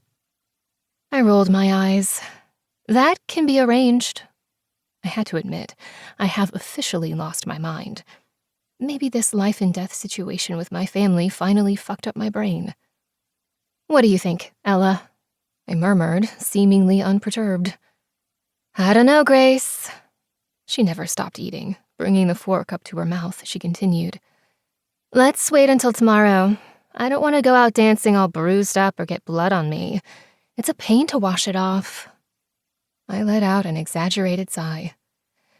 And I was so looking forward to ending these guys. Okay, tomorrow then. I smiled at Cassio and had to hold back my grin at seeing comical expressions on the other men's faces. The only ones that seemed unconcerned were Luciano and Cassio. So, how about that attorney? What about Ian? Nonno asked, surprising me. I didn't know he knew him. I stiffened at the mention of Ian. He would never be my choice to use. He'd ensure my uncle had a copy and twisted it all into his own favor. No, not Ian, I answered. Nonno nodded, as if he agreed and understood. I really need one tonight, Luciano. I know how you have people that jump just for you. Can I have one before 8 p.m.? 2 frown lines showed on his handsome face, as if he was trying to decipher me. And, unfortunately for me, Luciano was excellent at reading people and figuring out puzzles. Chapter 15. Luciano. I studied my wife throughout dinner. There was no doubt. She had spread her wings over the time we spent apart. From the moment I found her, she kept surprising me.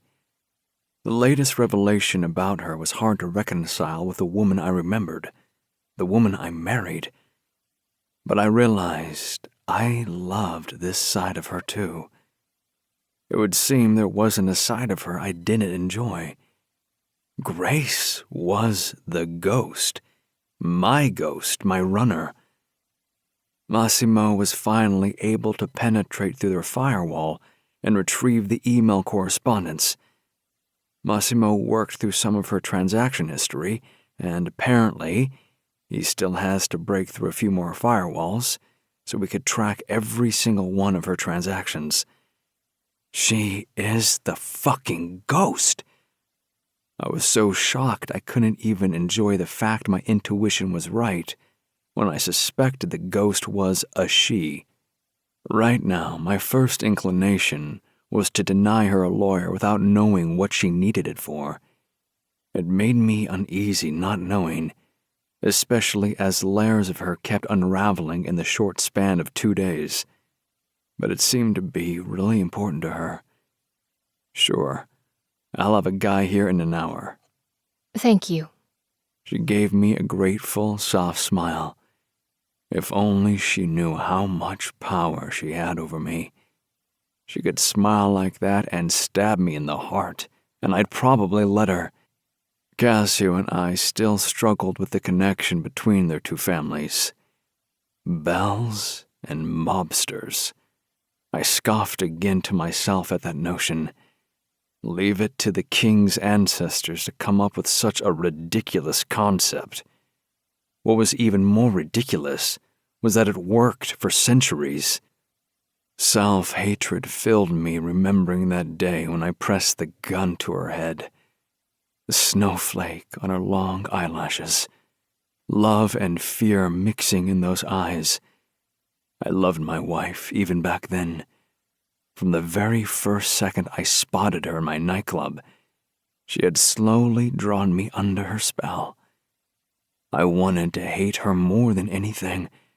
I wanted to hate her since the moment we first met. I was bitter at the loss of my mother and sister, blaming her right along with her uncle for it, and she fought to escape him and survive. I wouldn't make the same mistake again. I couldn't blame her for finding someone else and having a child. But now that I had her, and I knew some of the reasons that drove her, I would protect her with all I had, her and her son. "So, were you ladies going out tonight?" Luca asked. Not sure yet. Grace's attention was on her son, her voice soft and nonchalant, but I knew without a doubt she was lying. Those two knew exactly where they were going. "You can take my car," I offered. "Your old car is still running, too." There was surprise on her face, but she didn't comment. Thanks. We'll just take an Uber. "No, you'll take my car." Why did she have to fight me on everything? No, I won't. "Yes, you will." Her eyes flashed annoyance. Stop pissing me off, Luciano. I can handle getting transportation. She returned her attention to Matteo, who was done with his dinner and getting crankier by the second. Let's go take a bath, buddy. She finally gave up trying to calm him down. What do you say? He rubbed his eyes, smearing spaghetti sauce all over his face. Again, I wondered who the boy's father was. Matteo hasn't asked for anyone else since we left Sicily. I started to think he wasn't in the picture at all. Grace struggled with the high chair, while trying to keep Matteo from climbing out. "Here, let me help." I got up and lifted him out of the chair, his chubby hands gripping onto my shirt. My heart swelled, causing another crack. The little guy was effortlessly breaking the walls with his small hands, just like his mother. Grace chuckled. You're wearing spaghetti sauce. It was her first soft, open expression without any animosity towards me.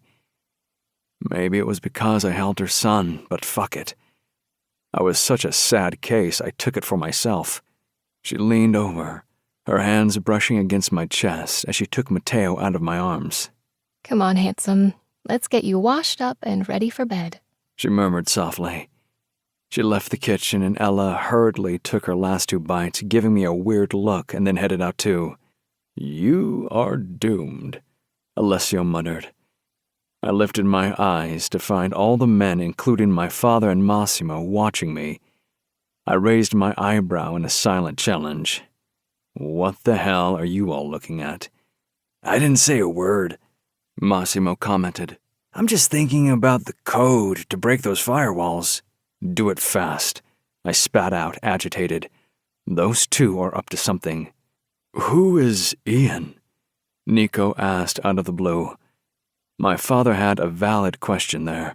and it surprised me she didn't want to use him. My father leaned back. So far, he just watched silently. Ian is the Romano family lawyer. He and Grace were an item before I got her. I hated the idea of her with him. That guy was a cockroach. My father shook his head. No, son, they're not. You have to learn to watch things with a clear mind when it comes to your wife. I grunted under my breath. Easy for him to say. Grace had my head spinning and my dick rock hard. My father chuckled. Ah, Luciano, you remind me so much of myself with your mother. He rarely spoke of my mother since their death. I knew it pained him, so it was surprising to hear him bring her up. He stood up and headed out of the kitchen. He lingered at the doorway and turned back to us all. Boys, it is time you cleaned the rotten apples out of the mix. All of us watched him, and for the first time in the past 10 years, I wondered if maybe my father didn't keep tabs on what was going on in our world. Together, you can end women being traded like stock. He nodded, as if that explained it all. Then his eyes returned to me. Luciano, keep Gracie and Matteo protected, at all costs. I fully intended to, starting with her outing tonight. My teeth clenched, the sound of grinding breaking the silence.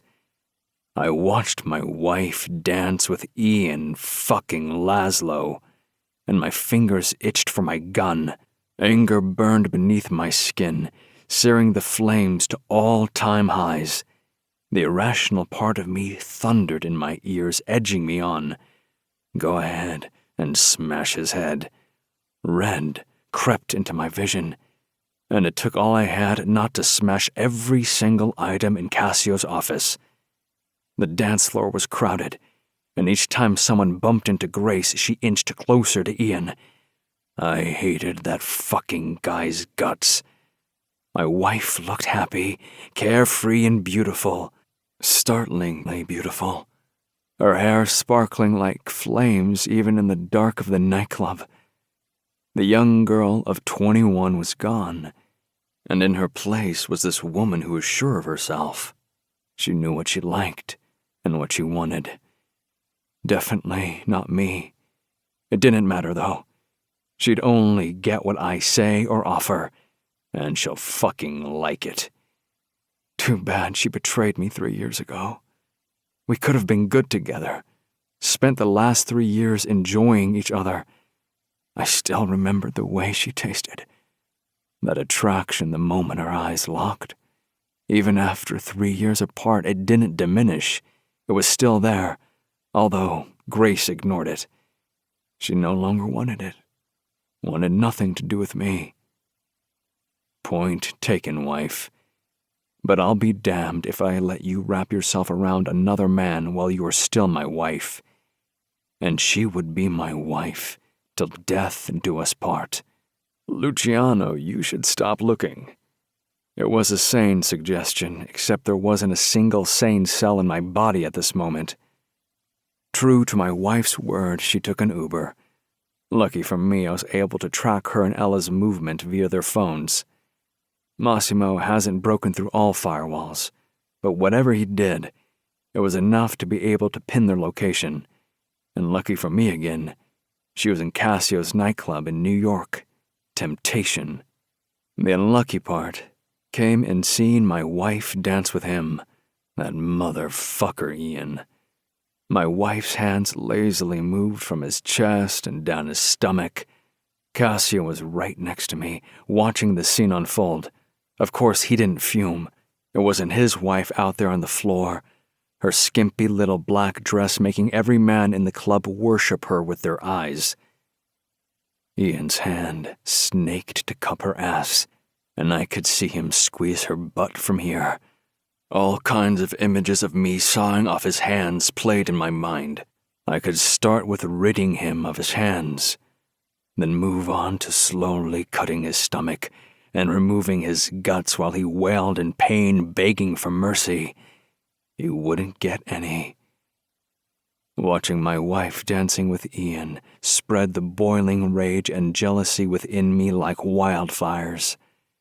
Seeing the hands of that prick on her body, his eyes on her, I wanted to gouge out his eyes and then torture him for days until he couldn't remember her name. The problem was that he would still remember her. Grace wasn't the type of woman anyone could forget. I'll kill him, I thought with finality. Are her hands going into his pockets? Cassio's voice penetrated the red fog, and that was it. All my fury unleashed.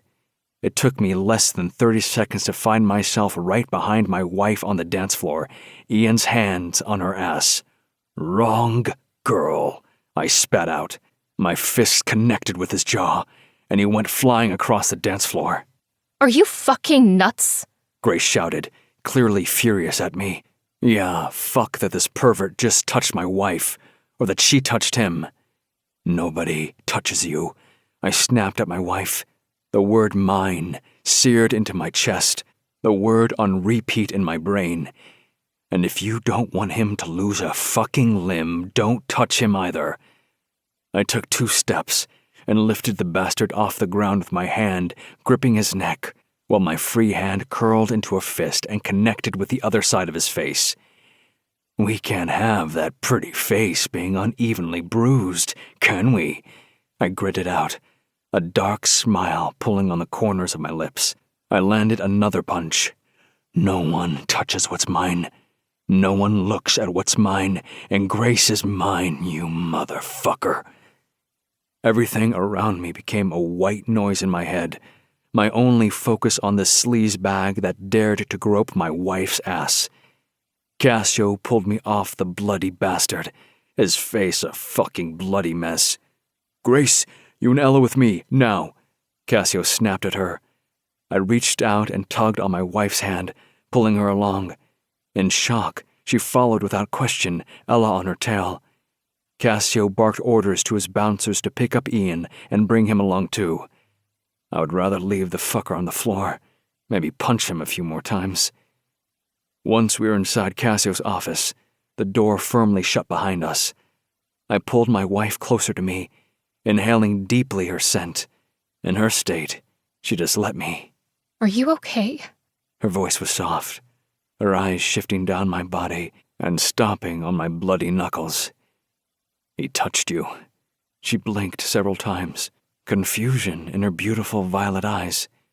Nobody touches you but me. I grabbed her around the throat, pressing gently, just so she understood how serious I was. You touch another man, and you sign his death sentence. I'll kill any man that you touch. Her eyes went to Ella, and then shifted to Cassio. He's your husband, he muttered. I take it back, Grace. Ella murmured low, her eyes watching me warily. You should abstain. He's fucking crazy. Damn fucking right I was crazy. Jealousy simmered like red rage through me. What were you doing with him? My voice was sharp. Grace froze and swallowed hard, her gaze guarded. I needed something, she murmured. To my surprise, Cassio came to her rescue. Did you take something out of his pocket? Her head snapped to him, but she didn't deny it. Yes, the keys to his place. Her voice was barely above a whisper. She must have been in a great state of shock to be answering questions without snapping at either one of us. Why? I tried hard to keep my head cool. Despite my age, I had to admit my father was right. I had a hard time thinking rationally around my wife. She licked her lower lip nervously. I need a copy of my parents' will. That was not the response I anticipated. Chapter 16. Grace.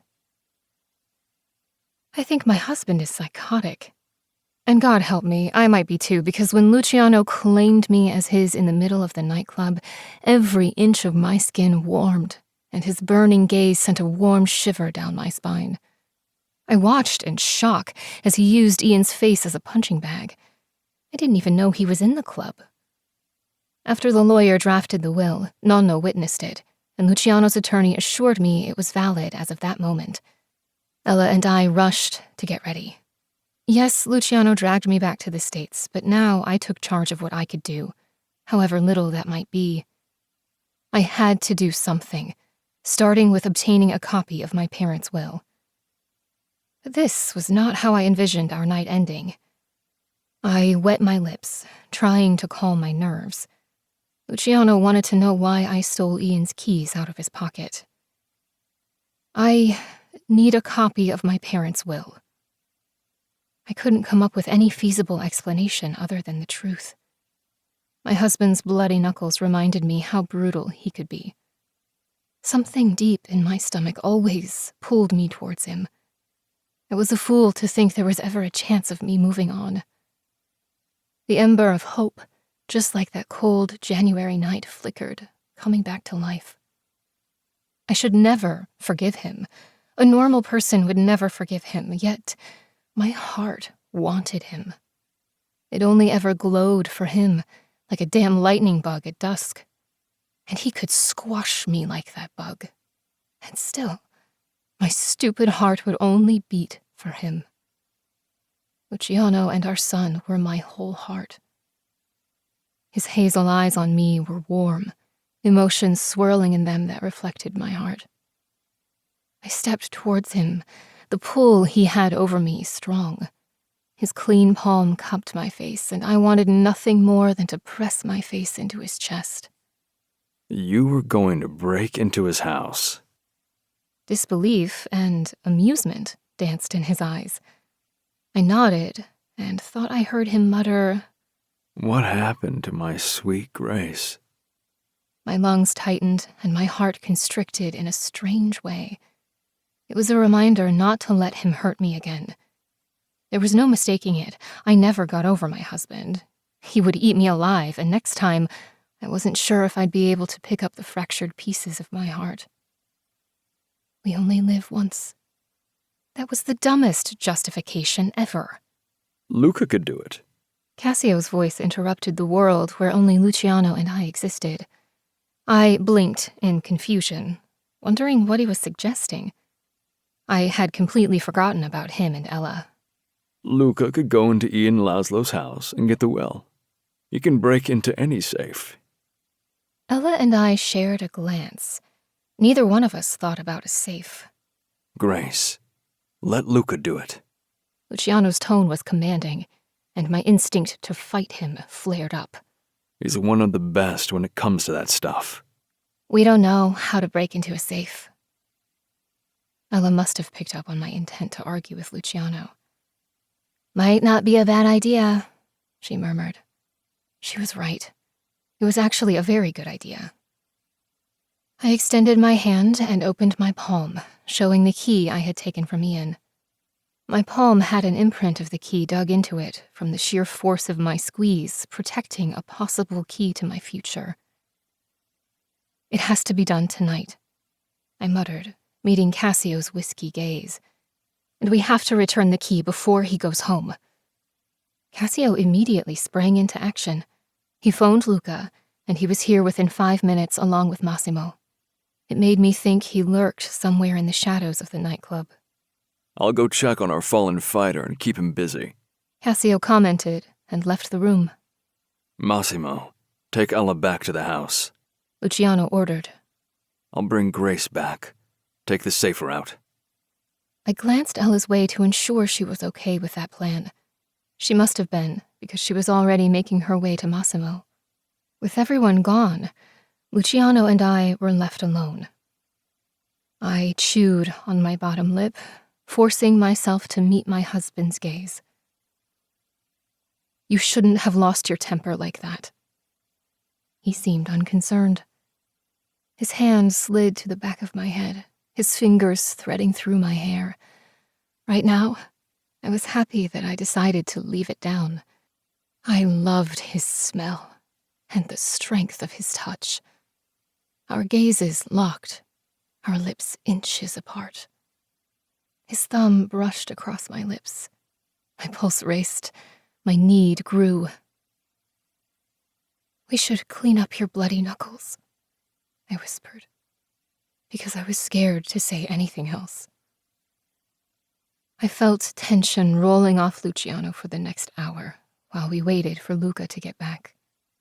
But it wasn't an angry tension, more like anticipation of something that was to come between us. I sensed his eyes on me, tracking my every move and every breath. My skin itched with that same anticipation, the one that would unravel me in the best way possible, but could also destroy me with its invisible hold. Cassio returned from checking on Ian and sat in the room with us. I learned this nightclub was his. Talk about an odd coincidence. It was probably how Luciano ended up here and saw me dancing with Ian. "Have you heard from Luca?" I have been pacing back and forth, wondering what took Cassio's brother so long. Ian's place was right around the corner. No, not yet. Both men's gazes were on me. "And Ian?" I questioned. He's still here. Cassio responded, leaning back into his seat. I could clearly tell by Luciano's look and posture he didn't give a damn about Ian. Slightly woozy after the meds he received. "You drugged him?" Just a small dose of a sleeping aid. "That's good," I agreed in a raspy voice. I couldn't feign wrongdoing when it was something Ella and I contemplated ourselves. Hell, we even talked about killing him. Luciano sat manspreading on the couch, his eyes boring into me while his arm rested behind the head of the couch. He looked comfortable, not a single worry on his face. I, on the other hand, kept worrying about everything. I chewed on my lip. "Did Ella get home safe?" Yes. He almost looked bored sitting there. Didn't he realize shit was happening? I wondered what was going through Luciano's head because I couldn't read that man to save my life. Maybe it was exactly that which made him a good mobster. I resumed my pacing again. The office door opened and Luca strode in. I rushed to his side. Oh, were you worried about me? He teased me. "No, I was worried about you finding the right documents." I didn't notice until now he had a manila envelope in his hands. You mean this? He raised the folder, waving it in front of me. "Did you read it?" Yes. I narrowed my eyes on him. That fucking safe he had was something. Took me longer than usual to break into it. Thank God he went. He handed me the envelope, and I grabbed it eagerly. Pulling the papers out, my eyes scanned through it. So, how long has your uncle been stealing from you? Luca's question had me pause and lift my eyes to him. Truth was, I didn't know, but I suspected probably from the moment he became my guardian. "We have to return the key to Ian," I answered instead. Done. With a nod, I strode to the chair in the furthest corner of the room and started reading. Zeroing on the date, I raised my eyes to find all three of the men watching me.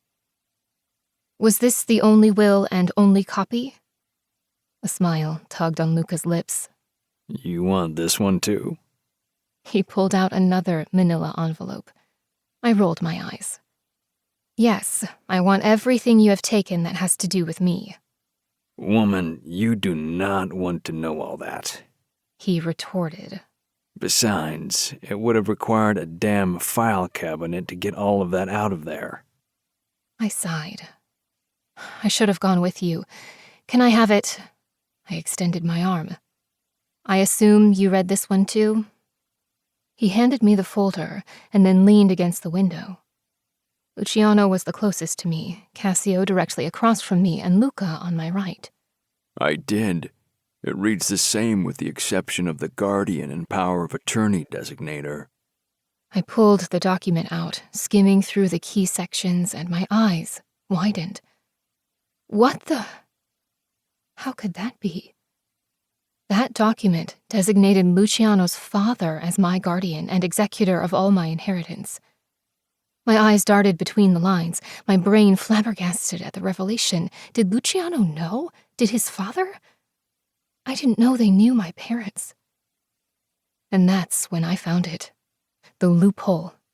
I quickly dug the latest document that designated my uncle as my guardian and searched out the same paragraph. It's still there, I murmured to myself. Ian made a mistake and left a loophole in both documents.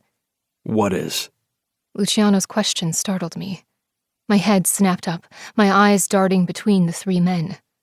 Luca answered him. The loophole. I nodded. Yes, the loophole. Well, you two are at an advantage. You've read both documents. Can you summarize it for us? Luciano didn't like to be in the dark. Did you know? I asked him, watching for signs of deceit. You will have to be a bit more specific. He replied, a frown on his face. Did I know what? I shook my head. The original will by my parents had your father as my guardian and executor of the inheritance. The expression on his face told me he didn't know it. Are you sure? I handed him the will, while my brain worked furiously. There was so much I didn't know. How would I ever find out all the secrets with my parents gone? Why didn't he ever say anything? Are you going to exercise the loophole? Luca asked. He turned his gaze to Cassio. She doesn't get her inheritance until she turns 25, unless... He paused, I guess for the special effect or something. Unless she gets married. How is it that you didn't know this? I never received a copy of the will. I was 12 when my parents died. Hasn't Ian told you that? Luciano asked in a growl. He's your attorney, and should be looking out for you. No, obviously he hasn't. I replied bitterly. Otherwise, I wouldn't have to resort to stealing it from him. He only serves my uncle's interests, in case it escapes you. Ian is my uncle's lover, has been for a while. Luciano's expression was comical. What? Are you sure? I rolled my eyes. Yes, I'm sure. They have been an item behind closed doors for a long time. I didn't have to wonder what my husband was thinking. And no, Luciano, he never dated me. Both Ian and my uncle needed a diversion, someone to cover their relationship. He didn't comment further. Not that it would matter, whatever he thought. His eyes went back to my parents' document. You're worth quite a penny. Luciano muttered, his eyes darting through the pages of my parents' will. Apparently, not enough. Because my husband threw me away. There was no time for bitterness nor regrets. I didn't care about the money. It was obvious my parents didn't want my uncle or my grandmother to get their dirty hands on it. Not that I could blame them, considering what they were doing.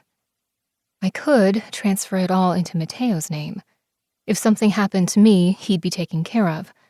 The will I have put in place already designated him or any future children I might have, which I won't have any, as my beneficiaries. Grace, let me help you. Luciano's offer startled me. I forgot about all of their presence as I worked out a plan in my mind. I didn't trust him, any of them. After all, they were criminals, and I could still feel the press of the cold metal pushed against my temple as he was getting ready to pull the trigger. Yes, I wanted him, craved him even. My heart belonged to my husband. But I wouldn't be that naive girl that believed he'd take care of me anymore. I couldn't rely on anyone but myself and Ella. So, I'd use him, his resources, and his mind. I need your lawyer again, I said, my mind made up. He pulled out his phone and dialed his contact. Is there anything I can do to help? Cassio asked. I shook my head. I wouldn't dare ever trust a king with anything. Cassio and Luca King must not know about the Romano Bell arrangement. Otherwise, they would have taken me to their father at first sight. I trusted them even less than Luciano. After the beating Luciano had given Ian, I was inclined to think maybe he wouldn't let them take me and sell me to the highest bidder. Besides, I was already married. So what good would I possibly do them? Those bells supposedly were auctioned off to marry high-ranking and the richest mobsters of the world. Or do other things, I thought, with a frozen fear. Yes, I had to transfer everything I owned, including my parents' inheritance, to Matteo. So if I fell into their clutches, they couldn't put their dirty paws on something that belonged to my son. Giuseppe is on his way. Thanks, You're going to keep us in the dark, aren't you? Luca asked. Yes. None of this has anything to do with any of you. Liar. Thanks for your help, though, in retrieving the documents. I sent a note to Ella, knowing she'd be worrying. One loophole. We always kept our text messages short. Her reply was thumbs up. 20 minutes later, Luciano's lawyer entered with one of the club bouncers. Laszlo is gone. He informed Cassio and Luciano. Mrs. Vitale, twice in one night. Giuseppe didn't seem upset to have been dragged into a club in the middle of the night. He probably did it often.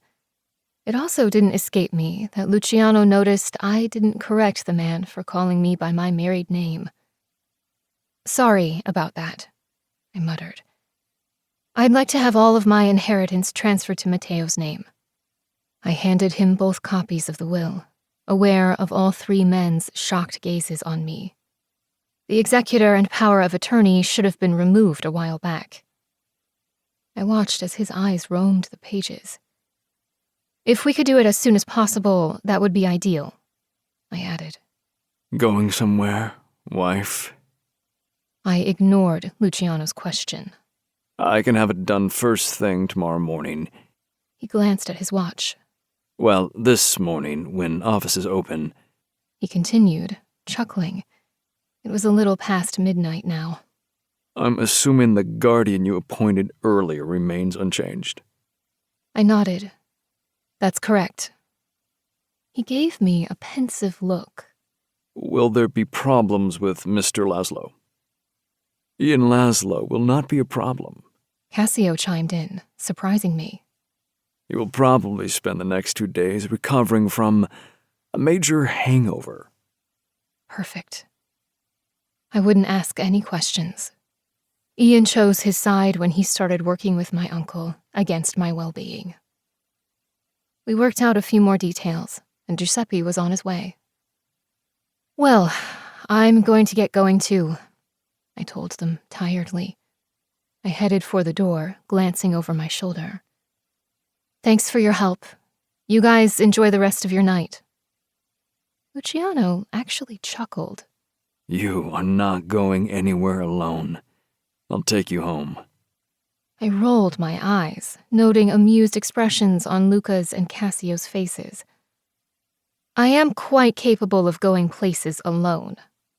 I'm sure you are. But I'll be taking you home regardless. And stop rolling your eyes. I rolled my eyes again, just to make a statement. Although my lips curved into a smile on their own, with a stupid excitement at challenging him. Maybe I got off on challenging him. His big arm wrapped around my waist as he nudged me out of Cassio's office. Good night, you two. Don't do anything I wouldn't do. Luca mused. Or maybe you shouldn't do what my brother would do. Cassio drawled with a grin on. Whatever. Those two totally had the wrong idea. Didn't they? Then why did I feel this longing ache between my thighs? Luciano's arm around me, we walked through the nightclub, glances thrown our way from all corners. He didn't pay attention to anyone but me. His steps rushed, like the club would be set on fire at any second. Slow down, Luciano.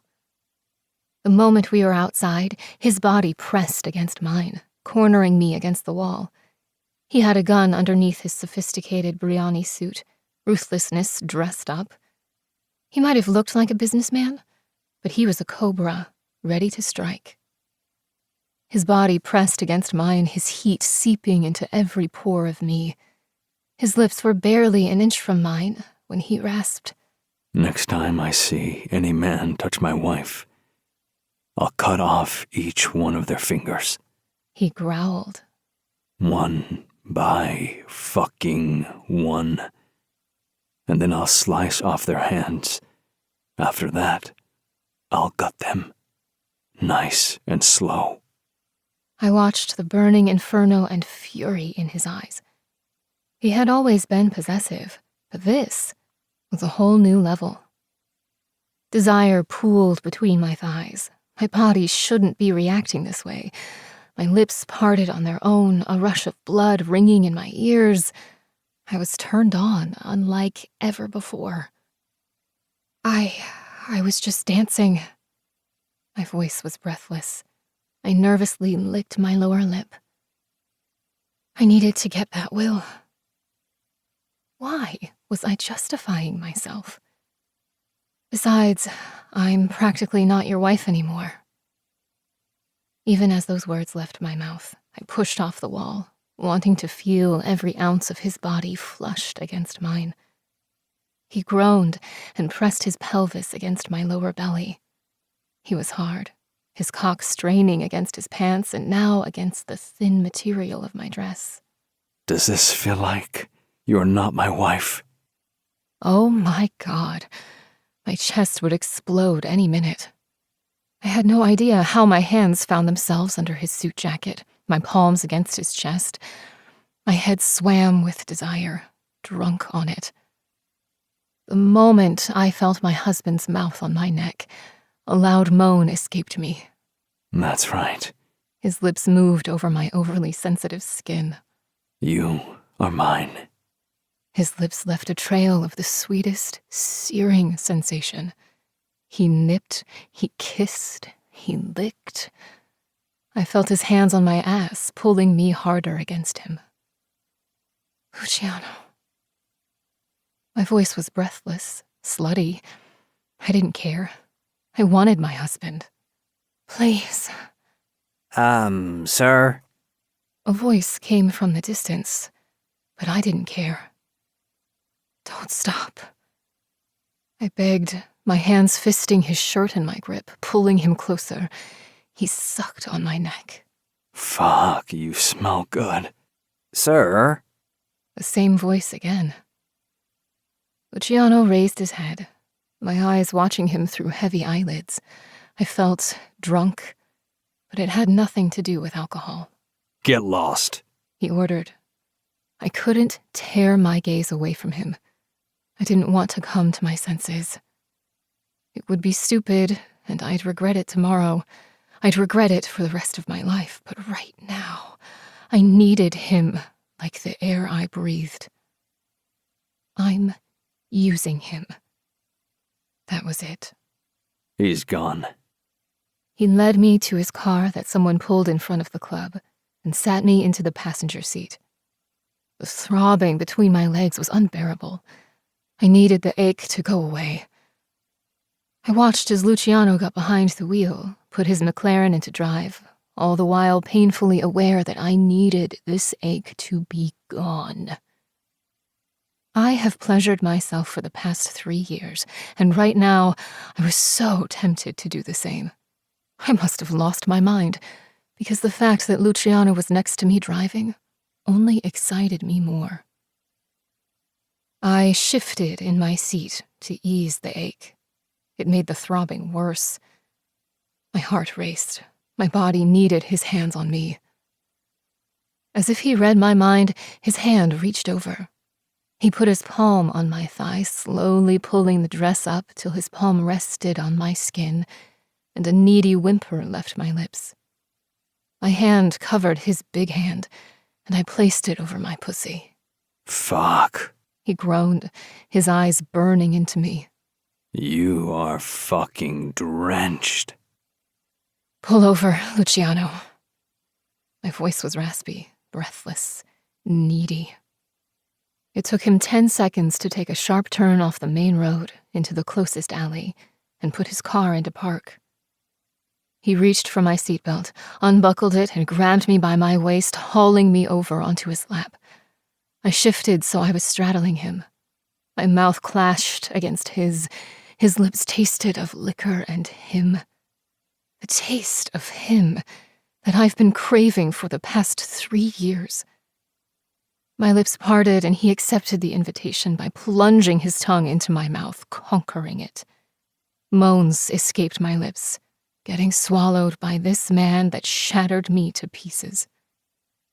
I ground against his hard shaft. His hand tightened on my hips as I kissed him, hungry, frantic. He consumed me. Every single emotion within me shook with overwhelming need for this man. His hand cupped the back of my neck as he sucked on my tongue, kissing me hard. I moaned into his mouth, my fingers pushing through his hair, all the way down to his nape. God, he smelled divine, tasted even better. Like cognac, citrus, and a woodsy cologne. Same as before. I rolled my hips, friction between us making me gasp. A shredding sound reached through the haze in my brain. In shock, I realized he tore my panties off of me. Before I could even process that fact, his finger touched my clit and every single thought fled my mind. It was only him, in every single cell, every single breath. Mine. He hissed. Say it. He felt amazing. Luciano, please. He thrust a finger inside me and my hips started moving against it. My blood ignited, my body burned with every touch he gave me. So wet. He groaned. Say, you're mine. Oh, God. I moved against him, grinding against him. This was so much better than my own touch while I fantasized about him. I never came close to this high. Yes. He pulled his finger out. His other hand came to my hip, and his fingers dug into flesh, willing me to still. My eyes shot open, and our gazes locked. Our breathing was the only sound in the car, and as I watched him through heavy eyelids, he brought his finger to his sinful lips and licked it clean. Fuck, you taste amazing. He rasped. Just like my wife. My breathing hitched, and my ears buzzed with desire and blood pumping through my veins. My hand went to his pants. I lifted my butt off of his lap just enough to unbuckle him. The sound of the belt, followed by the zipper, and our labored breathing vibrated within the car. He still didn't wear boxers. My hand wrapped around his cock, and his head fell backwards. Grace, fuck yeah. I pumped up and down, watching him with hunger. I bit into my lip to stop moans from leaving, the sight of him erotic. He threw his head back, the look of pure bliss on his face. I wanted to taste him, to see if he tasted as good as I remembered. The ink on his neck tempted me. I licked my lips, and his hand cupped the back of my head, pulling me hard to him. His teeth nipped my jaw. Then his lips ran up my neck before pressing to my ear. You are mine. Say it. Yes. I breathed. Say it, wife. I'm yours. A groan rumbled from his throat. Then he grabbed my hips and slammed inside of me, filling me to the hilt. A scream of pleasure pierced through the interior of the car, and it was mine. Chapter 17. Luciano. Seeing Ian dance with my wife made me want to shoot the motherfucker and get rid of him forever. But the beating I gave him would have to do. For now. It seemed my father was right. I was blind when it came to Grace. Finding out that Ian was Alfonso's lover was a major surprise. But right now, none of it mattered. Only my wife in my arms, her pussy around my cock.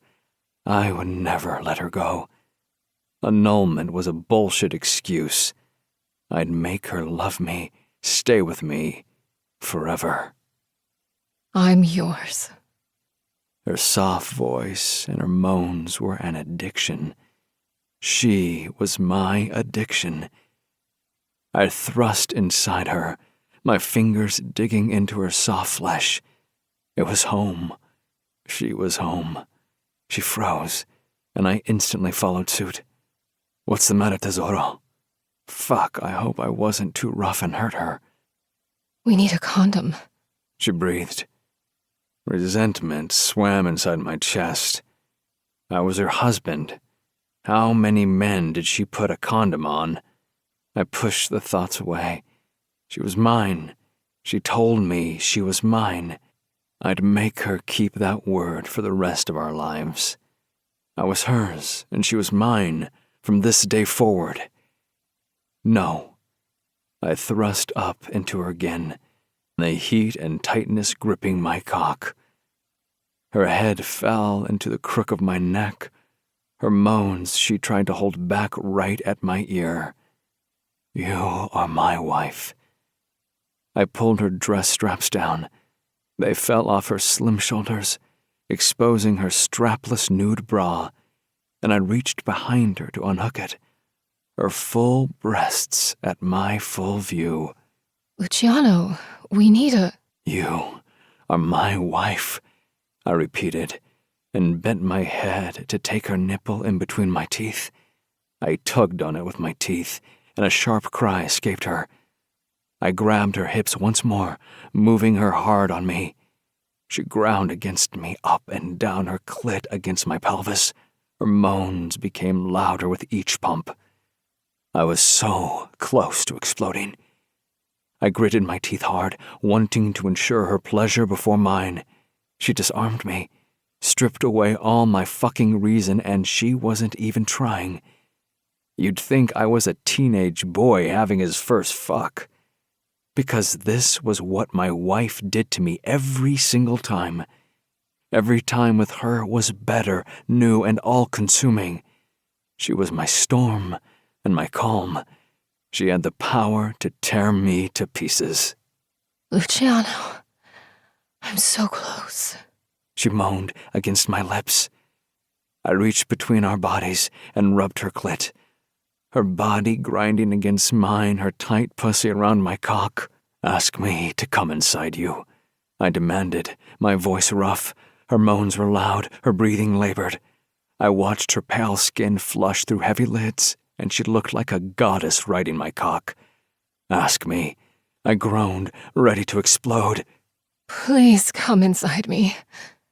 Another thrust, and she exploded around me, her insides clenching around my cock and her moans in my ear. With a heavy groan, I followed her right over the edge. I forced her to move against me, to prolong the high, this fucking feeling I missed for the last 3 years. I buried my head in her hair, my hand against her chest. Under my palm, her heart thundered hard, just like mine. My heartbeat followed hers, beating only for her, just like my life was only hers. Chapter 18. Grace. I woke up with a warm body pressed against my back, a man's strong arms around me. In Luciano's bed. I slept with my husband, and had sex numerous times. My body was enveloped in the sweetest exhaustion. And my heart, oh, my heart. My heart melted with every word he whispered last night, every promise he gave, and every endearment he called me. Some I understood, others I didn't. I was a fool to ever think I could just use him for sex to sate my craving. It was always so much more with Luciano. I tried to put up my walls after our fling in the car. I really did. Then we got home, and he pretty much swooped me up into his arms and strode into the house, his mouth colliding with mine, then straight through to our bedroom, like I was his new bride, just like he did all those years ago. Luciano, stop it, I whispered softly, never ceasing my fingers as they trailed across the keys of the piano. His warm mouth trailed soft kisses along the back of my neck, sending shivers down my spine. Yet my neck tilted on its own will, just slightly, in order to accommodate him better. It has been like this with him since the beginning. My body always accommodated his touch, needing it. We've been married for a month now. We aren't newlyweds anymore. My fingers continued to caress the keys, tunes of Nocien No. 1 echoing softly through Luciano's empty house. I always loved music. It was something I inherited from my mother. This has always been one of my favorite melodies. The memories of my childhood warmed my chest. I'd be sitting by the fireplace with my father as I watched my mother play, her graceful fingers moving over the keys with practiced ease. She was an opera singer, but she loved to play the piano. This grand piano that Luciano had was just as impressive as my mother's. Although, for as long as we've been married, I never heard anyone play. I wished my mother's piano was here. It was part of our family for generations, part of the Astor legacy. I want to fuck you now, Grace. I felt his lips move against my skin, his breath searing my skin. On this piano, I want to bury my cock deep inside you. The music stumbled, my fingers tripping over the notes. I sensed his satisfied smirk, though I couldn't see his face. You want that too? He rasped. His body pressed against my back. My core heated with his words, my panties drenched with the insatiable desire he seemed to constantly feed. It wouldn't take him long to strip me naked. I only wore one of his button-down shirts and panties. In one smooth move, his hands gripped my waist, then lifted me up and sat my ass on the black, shiny surface of the grand piano. The cold surface under my ass sent shivers through my lust-sizzling body. Our eyes locked, his gaze full of heat and hunger, for me. My body responded without any thoughts needed. I spread my legs slowly, my core welcoming him. His hands roamed down my hips to my thighs. The shredding sound of my panties filled the night. By now, I was used to Luciano's passion. There wasn't a flash of panic when his hands roughly handled my body. Instead, my body had been responding to it, just like now. The heady, slow burn of arousal flickered through every inch of me. It felt like a growing fire, spreading uncontrollably. My eyes never wavered from his face, watching every flicker of emotion on his face. His hazel eyes burned from within with the same fire I felt in my veins. The cold piano under my ass was such a contrast to my body's inferno. His finger dragged through my folds, exploring. You're drenched.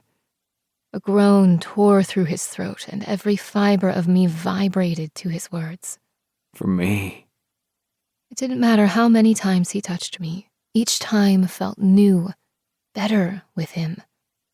On its own will, my body arched up against him as I watched him under my heavy eyelids. His fingers slammed into me, and a loud moan vibrated through the room. I fucking love your sounds.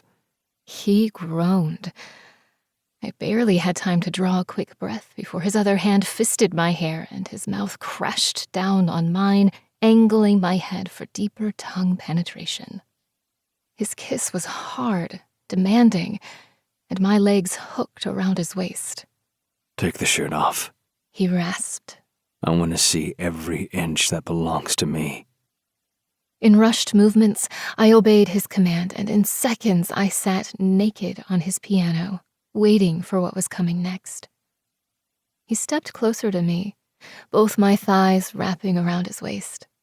His body pressed against mine, his mouth moving down my neck to my collarbone, then shoulders. When his mouth reached my breasts, he licked and sucked on my nipples until I was panting. God, I couldn't wait to feel him inside me, feel his hot skin against mine. His rough, calloused hand gently pushed me to lay back, the cold surface of the piano cooling the skin on my back. He kissed his way down my stomach until he reached my pussy. His fingers pushed deeper inside me, then out and thrust inside again.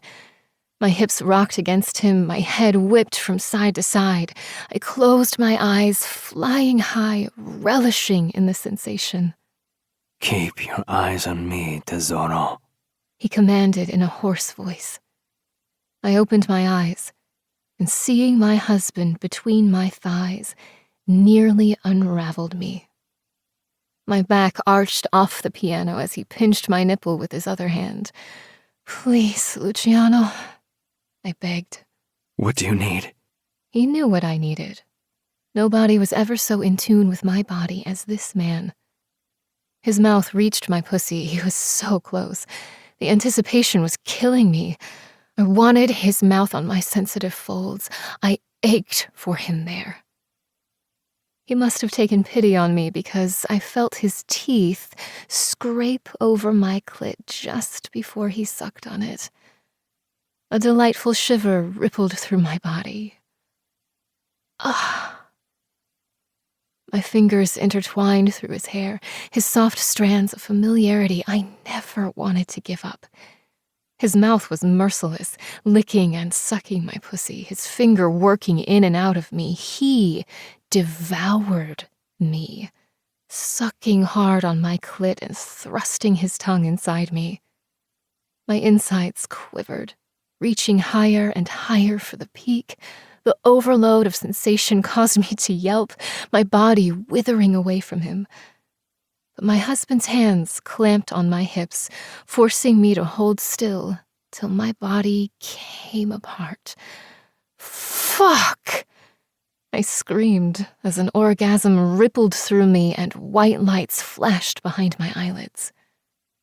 Before I came down from my heights, Luciano lifted me off the piano, turning me over while planting my feet on the ground.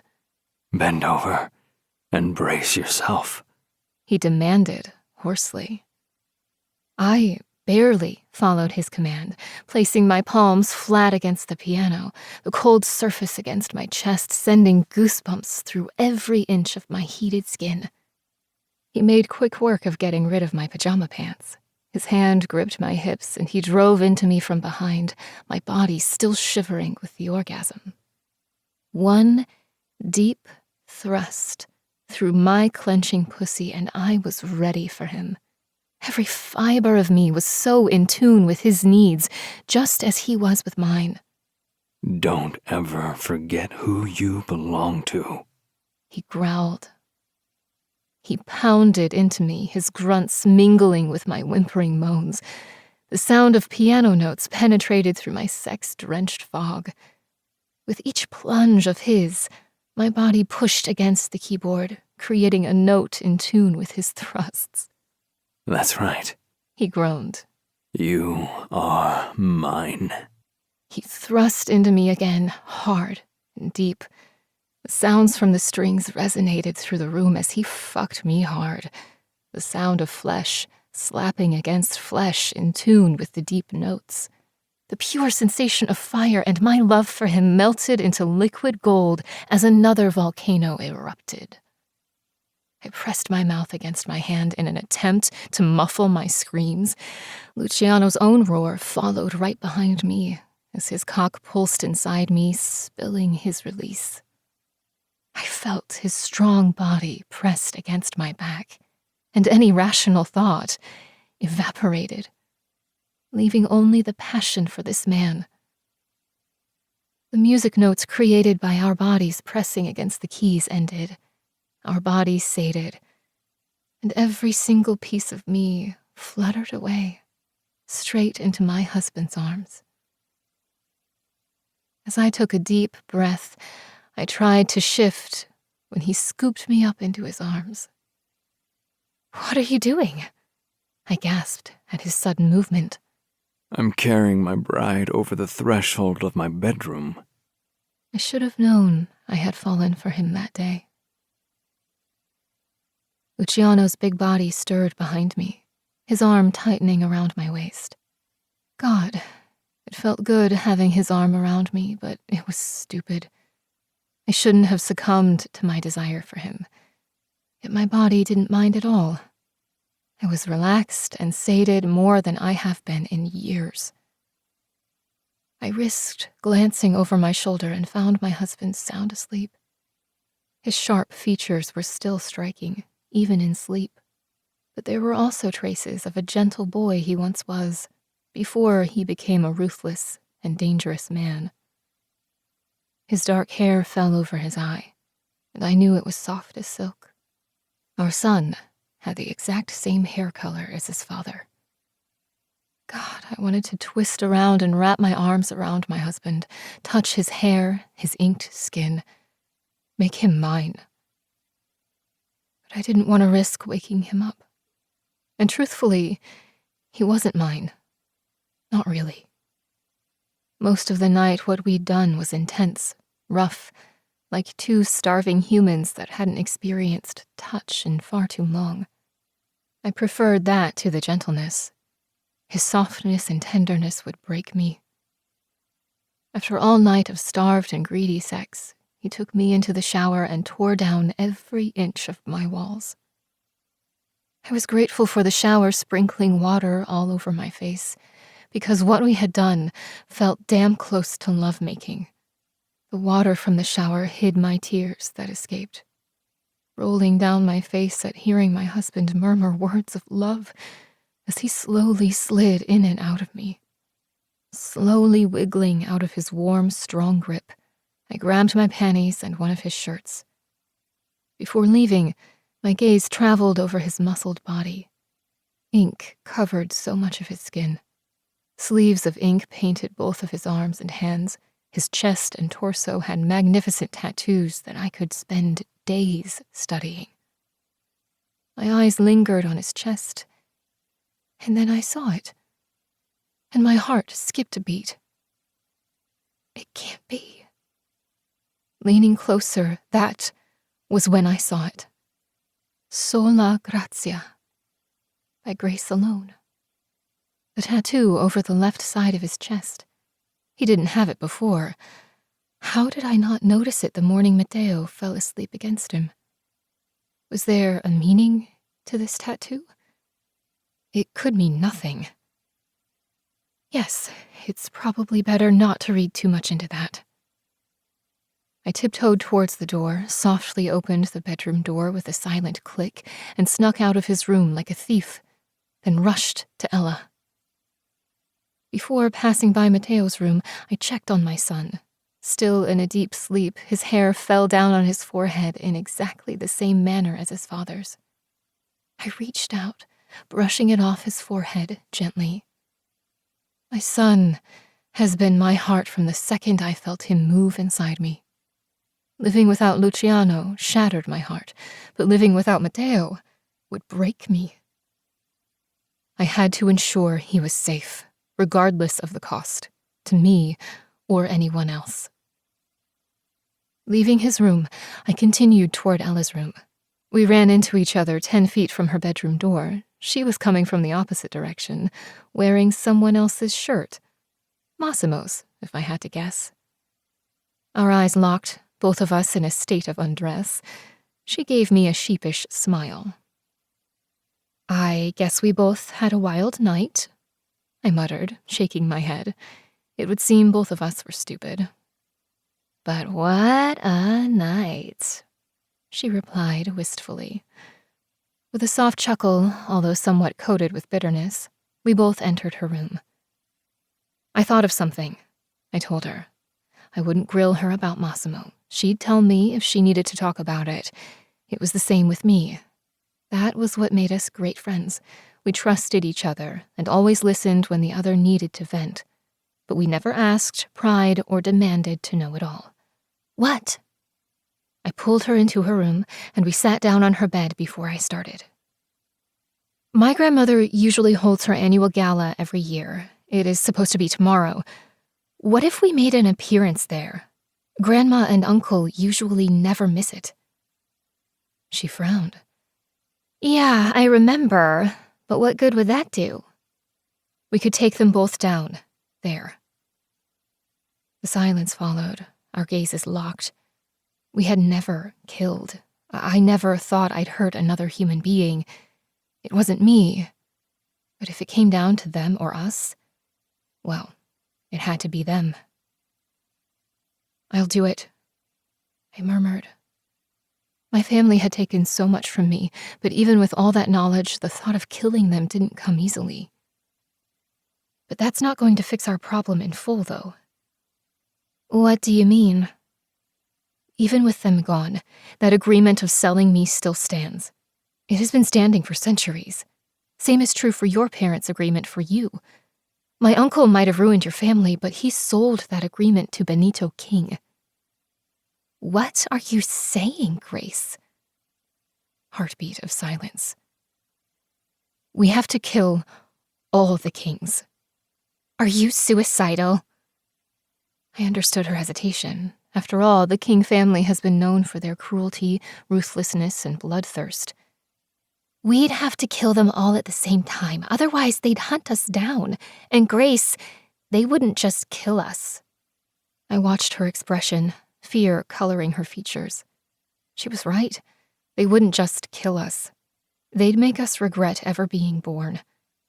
The word was they tortured their enemies for years.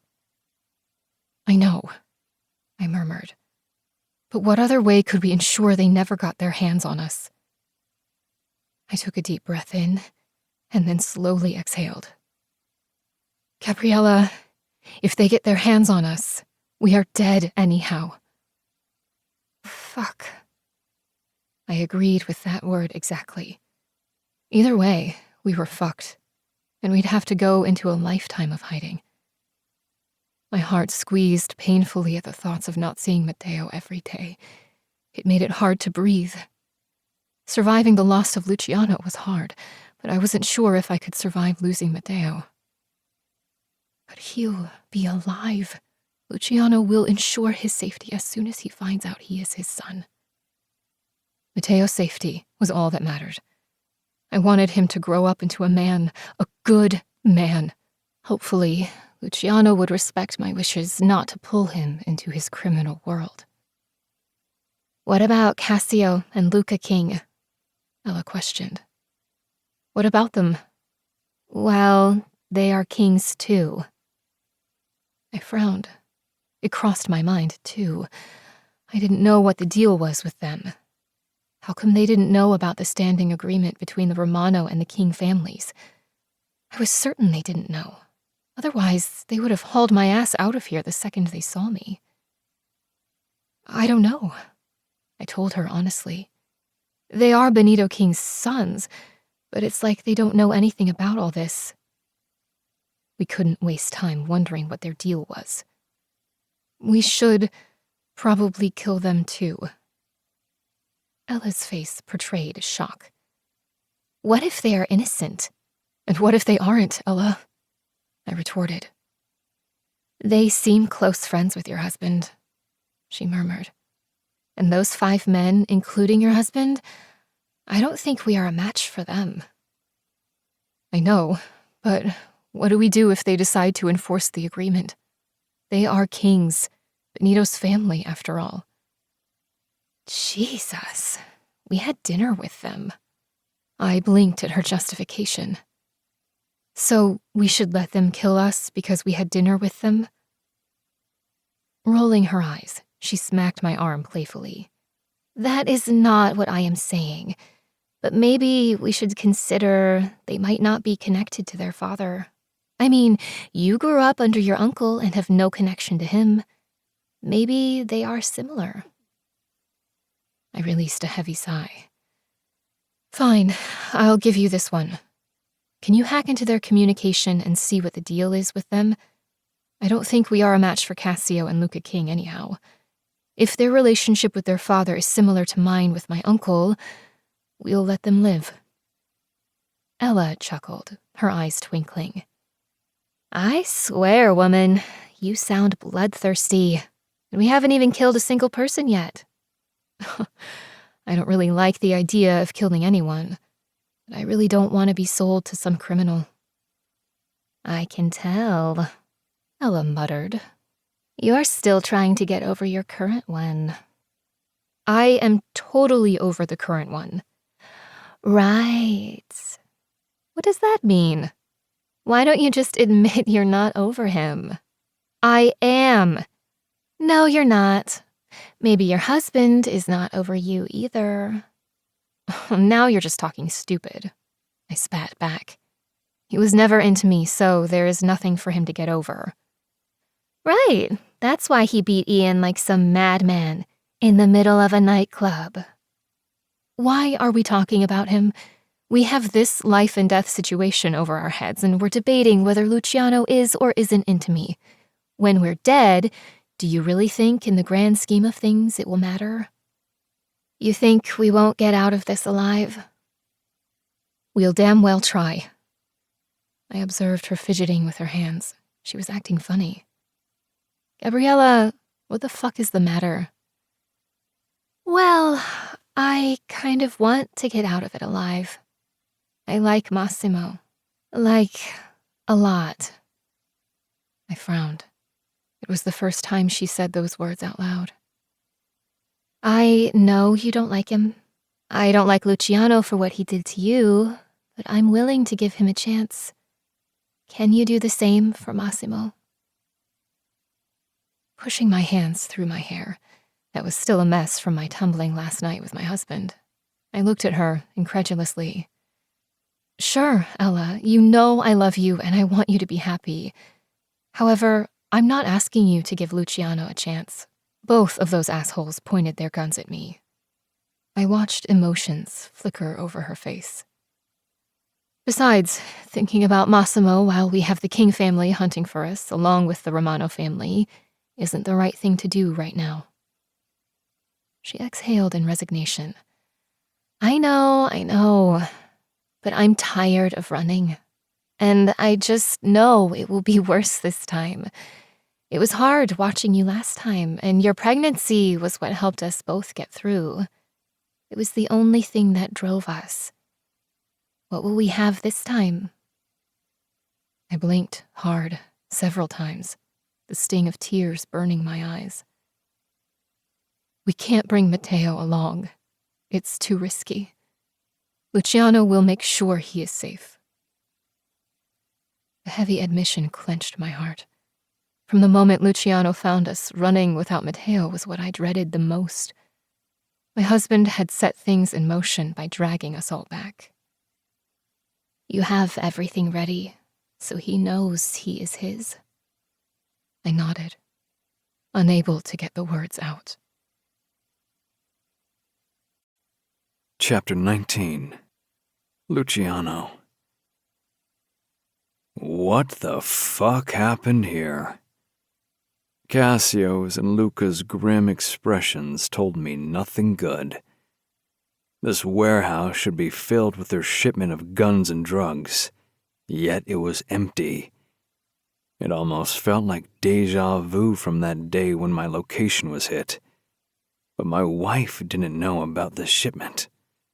This shipment was meant to fool Alfonso and Benito into thinking Raphael was on their side working with them, and it was all gone, not a single product in sight. There was no time to arrange for a new one, and there was never a plan to deliver a shipment of women. We are fucked. Goddamn father of mine, Cassio gritted, trying to maintain control. I offered to let him use my warehouse in Jersey, but he felt confident his father hadn't gotten wind of it. Fucking greedy asshole. Benito King ruled New York, but barely. The only reason he maintained his position was thanks to Cassio and Luca. But those two had enough. Now they worked for themselves. Their father fucked them over enough. I pulled out my phone and dialed Rafael Santos. "Hey, buddy." "Fuck," he chuckled over the phone. "I'm almost there. I have a feeling you want something pronto." I chuckled back. Lucky for everyone, I was in a good mood after last night. Yes, my wife was gone when I woke up this morning, but her delicate smell was still all around me, even on my crisp, white button-down shirt and black three-piece suit. She must have brushed against it when she went into my closet, because I could smell her lingering perfume all around me. Benito King intercepted a shipment that was coming to the city. "Do you have anyone that can run it down? But instead of bringing it back to the city, take it to Jersey, my favorite place." "Sure thing. See you in 5. I'll have an update for you then." That was the reason I liked doing business with Raphael. No delay, no questions. He knew we didn't deal in flesh, so that was all that mattered to him. I met Cassio's thunderous gaze. It was still fuming about what his father did. Luca kept playing with his knife, throwing it up into the air and catching it. One of these days, that motherfucker would cut his finger off. I really liked him, but he had to stop playing with knives. Raphael might be able to seize it. "Thanks, Luciano. Don't mention it. You'd do the same for me." Cassio has been my best friend for a long time, and I knew he would do the same for me. In fact, he had done the same for me multiple times. When I needed backing against the Romano family for killing my mother and sister, he and Luca were there with me. We stood in silence. I knew Cassio needed to simmer down his rage. We were similar in that aspect. When we lost our shit, we really lost our shit. Luca, despite his happy-go-lucky bastard attitude he had most of the time, had similar rage issues when he lost his shit. My rage started when my mother and sister were murdered. Cassio and Luca's much earlier on. Their sick bastard father was to blame. After a while, I broke the silence. It might be time to take the East Coast. His gaze snapped mine. He knew what I meant. His father shouldn't be the ruler of New York. There wasn't a single man that currently ruled the East Coast.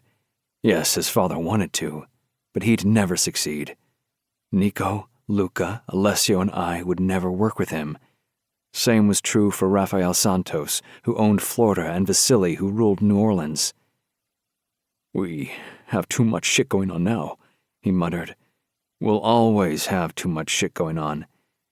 "Why are you in such a great mood?" Luca drawled, a smile on his face. He finally stopped flipping his knife. I had to give it to him. He knew how to control his rage. "Someone got lucky last night?" I grinned. "None of your fucking business." I would never discuss private details about my wife with any man, although I knew it was hard to hide that shit went down rather great last night. After I beat the crap out of Ian Laszlo. "I'd back you up if you decide now is the time. Benito is a loose cannon. He has been from the moment he stepped into your grandfather's shoes. Your Sicilian roots, your mother's father backing, along with Nico, Alessio, Luca, Raphael, and I. Fuck, even Vasily Nikolaev would be on board to help. We could take the East Coast." I knew he wanted to. He has been working on it for years, moving the chess pieces slowly, undetected by his father. I could practically hear the wheels spinning in his head. Cassio hated unnecessary death. But the fact was, in this world, there would always be death. None of us were saints. It just happened that some of us were worse than others. And Benito King was the worst of us all. Men that willingly followed him were no better. "Might be time, brother," Luca chimed in. He had no desire to rule the East Coast. Truthfully, neither did Cassio, but he refused to work for his father, because the thing was, his father didn't work with anyone. He insisted on everyone working for him. Never gonna happen. And it wasn't as if we could be completely out. Like they say, the only way out was death. Just think how many lives we could actually save, I justified. The entire coast would be ours. No human trafficking on our turf, from Alaska, Canada, all the way down to Florida, fuck even Louisiana with Vasily. His pensive eyes watched down the docks and over the horizon. He knew I was right. We could have a good thing going. Yes, gun and drug dealing were bad, but it wasn't forcing women and children into fucked up situations. Truthfully, I wanted out of this business. Money laundering, all of it. But with Cassio as the head of the East Coast, it would be a partnership, and we'd control it all. I knew from an early age what my father did. So did Cassio. My grandfather ran a similar operation alongside Cassio's and Luca's maternal grandfather in Sicily. It was a reason we were so close, the three of us. No need to answer now, I told him, hearing Raphael's car engine pull up. Think about it. I'm with you either way. Raphael strode in. I shook my head. That damn Colombian always looked like he just came off the runway or a magazine featuring the top CEOs. He wore a white three-piece suit, and against his tan skin and dark hair, it didn't look too shabby. It almost led you to believe he wasn't a threat. Almost. Hey, pretty boy. He flipped me the middle finger and I chuckled. Yes, maybe I was in a great mood today. Well, this pretty boy has a surprise coming for you guys. What's that? I teased. A Gucci suit? My boys already located the stolen shipment. We killed all the men, but left one alive. My present to you. I shook my head. Raphael was an important asset to keep. You are a fucking hunter. I knew you'd get them. Fucking right.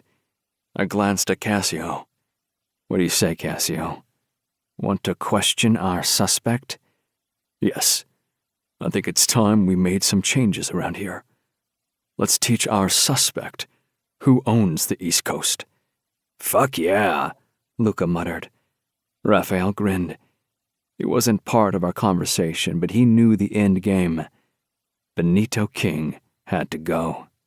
Is he coming with the shipment? Upon his nod, we all loaded into our vehicles. I sent Roberto to go check on the status of our runners that cleaned money through my casinos in Atlantic City. I had several guards at the house watching over the women, and Matteo along with my father. Massimo was with me, and he was currently outside.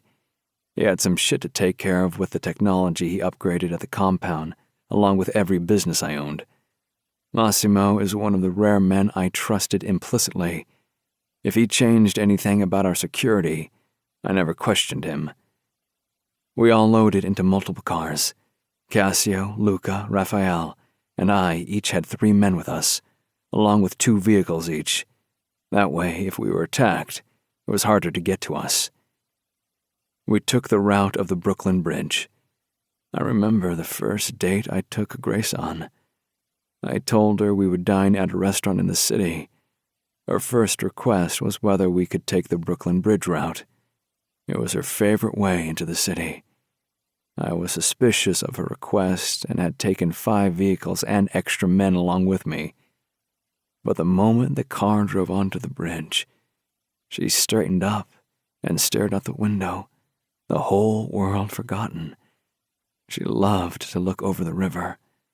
A month into our wedding, I finally asked her what was so special about it. It was always the same view. Her smile as she turned those beautiful violet eyes to meet my gaze shone on her face. My parents met on the bridge when they were kids, She admitted. makes me remember. I didn't ask her to elaborate, but I should have. Maybe I would have learned a thing or two about my wife. The bloodthirsty need to avenge my mother's and sister's deaths, and fighting the attraction I felt for my wife, ate at me back then. I made a lot of mistakes when it came to her, and I intended not to repeat them. She'd give us a fresh start, a chance. She had to. I wouldn't take her refusal. It would be Matteo, my wife, and me. Another 10 minutes, and we pulled up to the port I owned in Jersey. This was good. No incidents, no trouble. I think we got it all. Raphael's brother-in-law, Sasha Nikolaev, spoke up.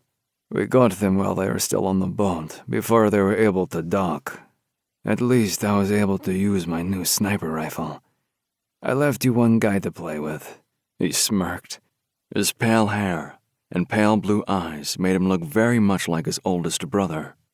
Except Sasha's temper was more off the hook than Vasily's. Thanks, man. I pat him on the back. We owe you and Raphael. Just put it on the top, pretty boy. Raphael's voice taunted from the back. It was my turn to flip him the bird. Okay, I'm out, Sasha chimed in, flipping us both a middle finger. I've got some personal business to attend to.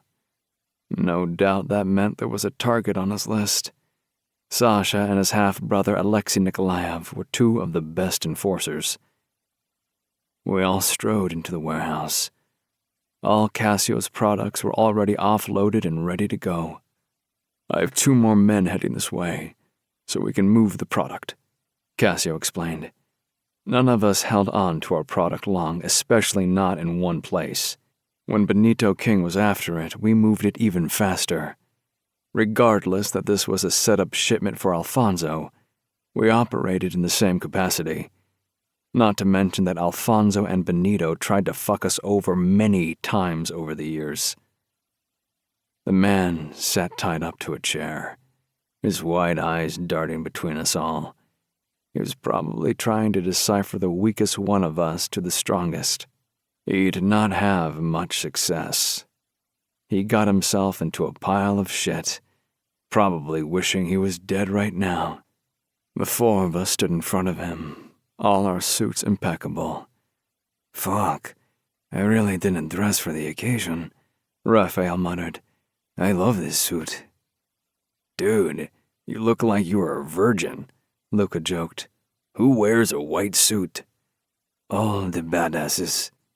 Raphael reached under his blazer and pulled a gun out. Can we just shoot him so I can keep my suit white? Or did you have something else in mind? This was how we played with the fuckers. I shrugged. I was thinking maybe we start with pulling his teeth with a set of pliers. There's one set around here, I'm sure. I pretended to look around, as if I was seriously searching for the tool. I turned my head at Luca. Hey, you have a knife? Can you just start with an eyeball? A whimper had all of us directing our attention to our guest. What was that, fucker? I taunted. You'd like us to start with an eyeball? No. I yawned, pretending boredom. Gentlemen, we have to speed this up. I got a date later today. Let's start with a finger, Luca suggested, as he threw his knife up into the air and caught it easily. Massimo stepped behind the guy and held his hand out, gripping it tight. Better not get his shit on me, he warned, grinning devilishly. Massimo was just as fucking crazy as I was. My girl and I are having dinner at a fancy restaurant. Look at you 2 fuckers, Cassio groaned. Can you stop bragging about your love lives? Someone definitely got lucky last night, Luca chuckled, still flipping his knife into the air. I got lucky last night too, Raphael chimed in, grinning. So it leaves only 2 unlucky bastards. That's it, Luca growled in pretense. I'm getting lucky tonight. Well, let's get lucky and cut this guy's finger off, Cassio retorted. Unless he wants to tell us who he works for, and why he stole my shit. I don't know who hired me. And here I thought we could finish today's business on a high note. I feigned distress. Cut it. He tried to resist, but it was futile. Massimo was stronger than him and held him still. Luca pressed his knife against his middle finger and cut it straight off while blood gushed all over. I guess he wouldn't be flipping anyone off. Not that he would get out of this alive. His screams echoed throughout the warehouse. You'd think we cut off his entire hand, not just a finger. Who do you work for? I asked again, seemingly bored to death. He pressed his lips together, his refusal to answer. I nodded at Luca. Cut the other middle finger, too. Yes, I could be a sick and crazy fucking lunatic. Maybe we should just do the entire hand, Cassio suggested. He looked pensive, as if he seriously weighed the pros and cons to it. Yes, I like that better. Massimo grabbed his other hand and held it still. You get your fucking blood on me? I'll bring you back to life just so I can kill you again, he growled. I guess nobody wanted to get dirty today. King, Marco King. He pretty much screamed the name. Aw, man, your little brother. Cassio hated Marco as much as his father. Those two were made out of the same kind of evil. They raped and tortured women for pleasure, both of them heavy into human trafficking. You wanted this shipment, and the woman is next, the pathetic fucker cried out. I stopped dead in my tracks. What woman? I growled. I had a bad feeling that I knew who the woman was. I don't know, he whined. He's bragged she's a fucking descendant from some kind of royalty. All I know is that she was promised to him for a while. She's a natural redhead, and he's into redheads. It was Grace. I had no fucking doubt. The cold rage and fear snaked through me. Marco King wanted Grace. Kill him, I spat. Massimo stepped away. Then Cassio reached for his gun and fired one bullet. He slumped forward in the chair. 3 seconds of silence. Yes, it's time to take the East Coast, Cassio acknowledged. About fucking time, the rest of us muttered in unison. Chapter 20. Grace. I sat on the property's private beach. Ella was back at the house, trying hard to find out information about the unknown cousin I had. I didn't hold out much hope that piece of information would help us, though it remained to be seen. I watched Nonno and Matteo play in the sand. Grandpa sat in a beach chair, while Matteo shoveled sand from left to right and then right back. Such a simple act, but it filled my heart with longing. I remembered spending time with my parents at our beach home in Connecticut. They always made time for me, helping me build castles in the sand. All I wanted was to keep Matteo safe, to see him grow up to become a man. Now, I wasn't so sure if I'd succeed. As messed up as everything was, and after everything Luciano had done to me, I still had no doubt he and Nonno would keep Matteo safe. But I really wanted to be part of my son's life. I just didn't see any other alternative. There were only 2 options: run or be killed. Living on the run wouldn't be a good life to offer anyone, much less a child. And I really didn't want to get killed. Despite my conversation with Ella earlier today, the chances of us succeeding in killing my family, along with Benito King and his descendants, were slim. We weren't criminal masterminds, and we certainly weren't killers. The yearly fundraiser my grandmother held would be our chance to get closer to my uncle and grandmother, but the problem was, I didn't know how to go about killing them at such a public event. Or maybe that would be where we set the trap. Both my grandmother and uncle had guards protecting them, but if I could somehow get them alone, I'd have a chance to get rid of them. I had to find a way. I worried about the threats to Mateo's life, now that they knew about my son. I looked back to Mateo and his grandfather building a tower. Well, Nonno was building it. Mateo was probably just digging a hole. A tower. Come here, Grace. My father's voice traveled across the sand dunes, his voice carrying on the wind, along with the sounds of waves washing across the shoreline.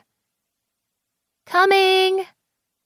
I ran towards my parents, my feet feeling heavy as each of my bare feet hit the sand.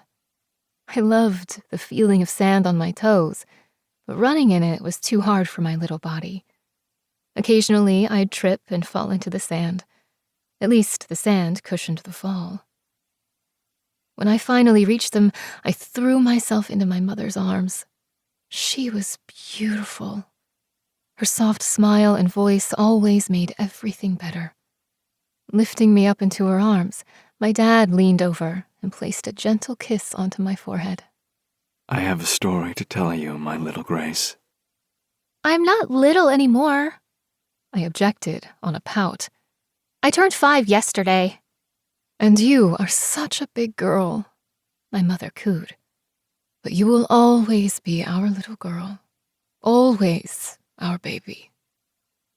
I didn't like their explanation back then. I didn't want to be a baby anymore. It was only after I had Mateo that I understood those words. God, how I missed them. They were torn from me, and the moment I lost them, I had been thrown into the Romano's greedy clutches.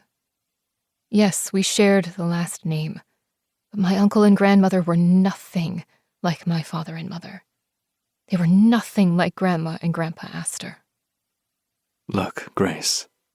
My father's voice had me follow his finger pointing to our beach house. I eagerly stared, but couldn't grasp what he was pointing at. Our beach house used to be a tower many, many years ago. Your great-great-grandfather, Astor, bought the tower and built a house around it. I stared wide-eyed at the house. Where is the tower now? Remember where you and Mommy always sit to watch the boats come in? I nodded, eagerly. That used to be the highest part of that tower. That used to be my favorite part when I was your age, too. My mother chimed in a soft voice. Did Grandma read you stories there? I asked eagerly. Just like you read me stories? My mother's soft chuckle filled my ears. She did. And guess what? What? I whispered, eager to know everything. Sometimes we would sneak out of there through the secret passage. We'd go to the beach and watch the sunset, and Grandpa never even knew. I giggled. You fooled him. Yes, we did. The secret passage is a good hiding spot and lets you sneak out without anyone ever knowing. It's our family secret. I stared at my parents wide-eyed, eager to know how to find the secret passage. Want me to show you? I nodded eagerly and insisted on seeing it right away. It became my favorite part of the house. Family secret. That was my mom's family's only secret. Too bad they never had a chance to warn me about the many family secrets on my dad's side. Mateo's laugh pulled me out of the memory, and I watched the scene in front of me with a smile. He was happy, loved it here. I wasn't sure how it would work out, but there was no chance I wouldn't try to eliminate the threatening shadows lurking over him. I might not have a daughter, but Mateo might have one in the future. This wasn't only about saving my son or myself. It was for his children and grandchildren too. Okay, step 1. Eliminate Uncle and dear old Grandma. Step 2. Eliminate Benito and Marco King. Possibly Cassio and his brother too. It was what would probably end me. I was no match for any member of the King family. Contingency step 2. If eliminating the King family turned out to be unsuccessful, Ella and I run. Alone. Alone. Even that word by itself hurt. Neither Ella nor I wanted to be alone. We wanted a semblance of normalcy. It had been so long since we had it, and more than anything else, I wanted to raise my son. Just thinking about a life without him made my lungs burn with each breath I took. If I could find a way to make that damn agreement null and void, maybe I'd come out of it alive. Both Ella and I. There was no way that something like that was legal. I had to scoff to myself, though. It wasn't as if men in this world did much by the book. I mean, just look at me and my husband. He kidnapped me, married me, made me fall in love with him, and then pulled the trigger. Who would have ever thought that one shared moment of locked gazes across the dark nightclub would get us here? Gabriella and I stood at the bar of the nightclub. We had just graduated, both of us alone. No parents, no family to witness, just the two of us. But the point was, we graduated. We had each other. The bar was crowded, and neither one of us was good at pushing our way through, so we waited patiently until it was our turn to order. "I hope it's worth the wait," I yelled to Ella, rolling my eyes. My eyes scanned the room. We haven't even gotten our first drink, and there were women already stumbling all around. This club was one of the newer ones and completely redone. It has become one of the hit clubs to visit and be seen at. Neither Ella nor I cared about being seen, so we hadn't been here yet. The black crystal chandelier hung over the extravagant bar, accenting the red marble countertop as well as the booths surrounding the space. Someone bumped into me and I almost lost my balance, my whole body shooting forward when a pair of man's hands wrapped around my waist to steady me. Shit! I hated crowds and drunk people that acted like jerks. You all right? A man's deep voice against my ear had me turning my face towards it, and that was when I saw him. The beautiful hazel eyes shattered me the moment our eyes locked. And then he slowly started putting me back together, only to shatter me again 3 months later. "Yes, I'm fine. Thank you." My heart pounded under my ribcage. I swore he must be able to feel it because it was exactly where his hands were. Against his jet black hair, his eyes were more prominent, more green than hazel. The 5 o'clock shadow on his sharp cheekbones and those beautiful full lips made me want to trace his face with my fingers. Everything about the man I met that night, my future husband, made my muscles tense and go rigid. I wasn't sure if it was a warning of self-preservation that I ignored, or awareness. Did my body recognize the man that would bring me the ultimate pleasure? Or demise? One kiss, one night. It was a hard and fast falling. Yes, I bickered with him and fought him once I found out he was using me for his revenge. But at the same time, I craved him. The taste of the passion he gave me that first night, I wanted it every night. Luciano was my ultimate vice, probably my ultimate destruction. Whatever drove him the last time to kidnap me and force me into marriage, it must still be there. Grace, what are you thinking about? Nonno's voice startled me. I was so deep in thought I didn't even notice him approaching me. I met his gaze, full of concern and softness. I wondered why Luciano's father never mentioned he knew my parents, or that he was meant to be my guardian. How did they know each other? And why didn't Luciano know? He and his father kept no secrets between the two. My eyes sought out Matteo. He was still in the same spot, slowly taking down the tower, just as I intended to do. "Can I ask you something?"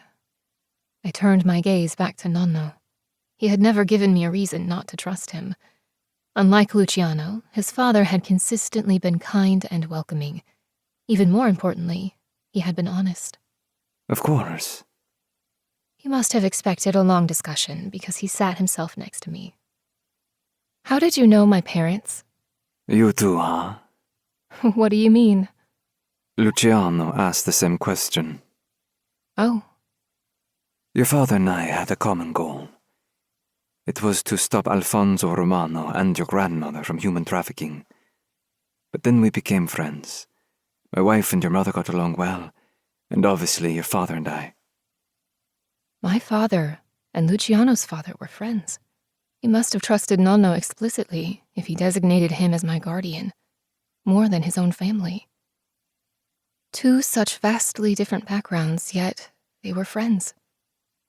Luciano and I had different backgrounds too. Except Nonno didn't point a gun at my father's head. Luciano did, however, pointed at mine. Your father was a good man, Gracie. I knew he was. Both my parents were great people. I know. I murmured low, my eyes locked on my son. I just wish they didn't leave me so clueless, you know? In a blink, both my parents were dead, and I knew nothing of what awaited me. I went into it blind, trusting, and came out burned. By my uncle, grandmother, and finally Luciano. They all used me. He wanted to protect you. He should have made me stronger. My voice cracked. I walked into all of it, blind, and... I couldn't finish the sentence.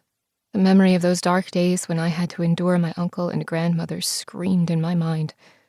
I pushed those memories out of my mind. I couldn't go there now. Your parents loved you. Nonno's voice was soft. I know. I turned to lock eyes with him. Did you know Mom and Dad made you my guardian? He nodded. I did. And I went after him when he took you. It was your parents' wish to keep you away from them. I wanted to honor it more than anything, but I lost. Somehow, it felt like Nonno lost a lot because of it. Was it really an accident? I knew the official story.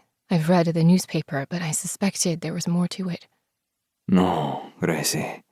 Nonno sounded tired. It wasn't an accident. He went against your uncle and his mother. I helped your father. I didn't want women trafficked in my territory, or anywhere for that matter. We fought them together. Your uncle retaliated with the help of Benito King. It ended up costing us a lot. You, me, and many others. I was scared to ask, but I needed to know. Nonno, what did it cost you? I whispered. I had a feeling it would be a revelation that might change our dynamics forever. It cost me my wife and daughter. A gasp escaped me. My hand reached out and took his big, wrinkled hand into mine. Luciano lost his mother and sister to my family. No wonder he hated my guts when we first met. No wonder he kidnapped me to use me as leverage. How did they die? On one hand, I didn't want to know, but it was time I learned. My wife and I took our daughter out for a birthday dinner. He explained, sadness evident in his voice. Luciano got held up with his casino business. I thank God each day he wasn't there. When we left the restaurant, we were cornered. My men assigned to protect us were already dead. I didn't have my gun on me. Lucia, my daughter, didn't like guns or violence. Alfonso's men shot my wife and daughter in front of my eyes, and there was nothing I could do. I fought them, but 1 man against 10 wasn't a match. Your uncle watched it all from his car, the window rolled down, smoking a cigar and drinking a beer. I took his hand into mine and squeezed it. I couldn't even imagine the pain he felt. You never get over something like that. It was impossible to get over something like that. His tone of voice was heart-wrenching. To have witnessed your daughter and wife murdered in cold blood like that was unfathomable. I'm so sorry, Nonno. You have lost your parents. We all have lost something. He kept my hand over his. He was right. We all lost a lot. He killed Ella's parents, too. I muttered the admission. Her father refused to work with him when he realized Alfonso was using him to smuggle women, so he killed them both. I know, He replied. Her father was a crooked politician, but he had limits. Sometimes I worked with him, but after losing my wife and daughter, I wanted nothing to do with the business. Luciano took over and he built his own way of doing business, only with people he explicitly trusted. And all the while we went after your uncle and grandmother to make them pay. But he didn't know I started it all when I refused to let Alfonso into my territory, working with your father. What tipped your uncle into pure violence was that I refused to give you up. You should have. I rasped, the tears stuck in my throat. It cost you so much. And it cost you a lot too. He replied. You suffered under Sofia and Alfonso Romano. Your parents wanted you to be safe and protected. Swallowing hard, I couldn't help but feel guilty at Nonno's loss, my parents' loss.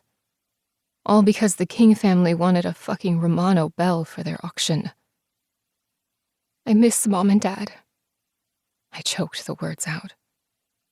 It never goes away, does it? Nonno's other hand cupped my one cheek. No, it doesn't. But we have Matteo now. We have a future in front of us. You, Luciano, Matteo. I swallowed hard. And you too, I rasped. He chuckled softly. I'm an old man.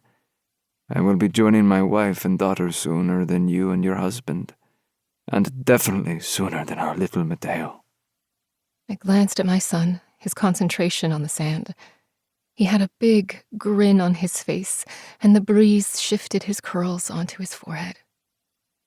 I would make sure my son had a chance to grow up without the threat of the Romano family. My uncle and grandmother had to die. Anyone that threatened my son's life would be eliminated. I hope you stay around for a long time, I told him, to see Matteo grow up. Because I wasn't so sure that I'd live that long.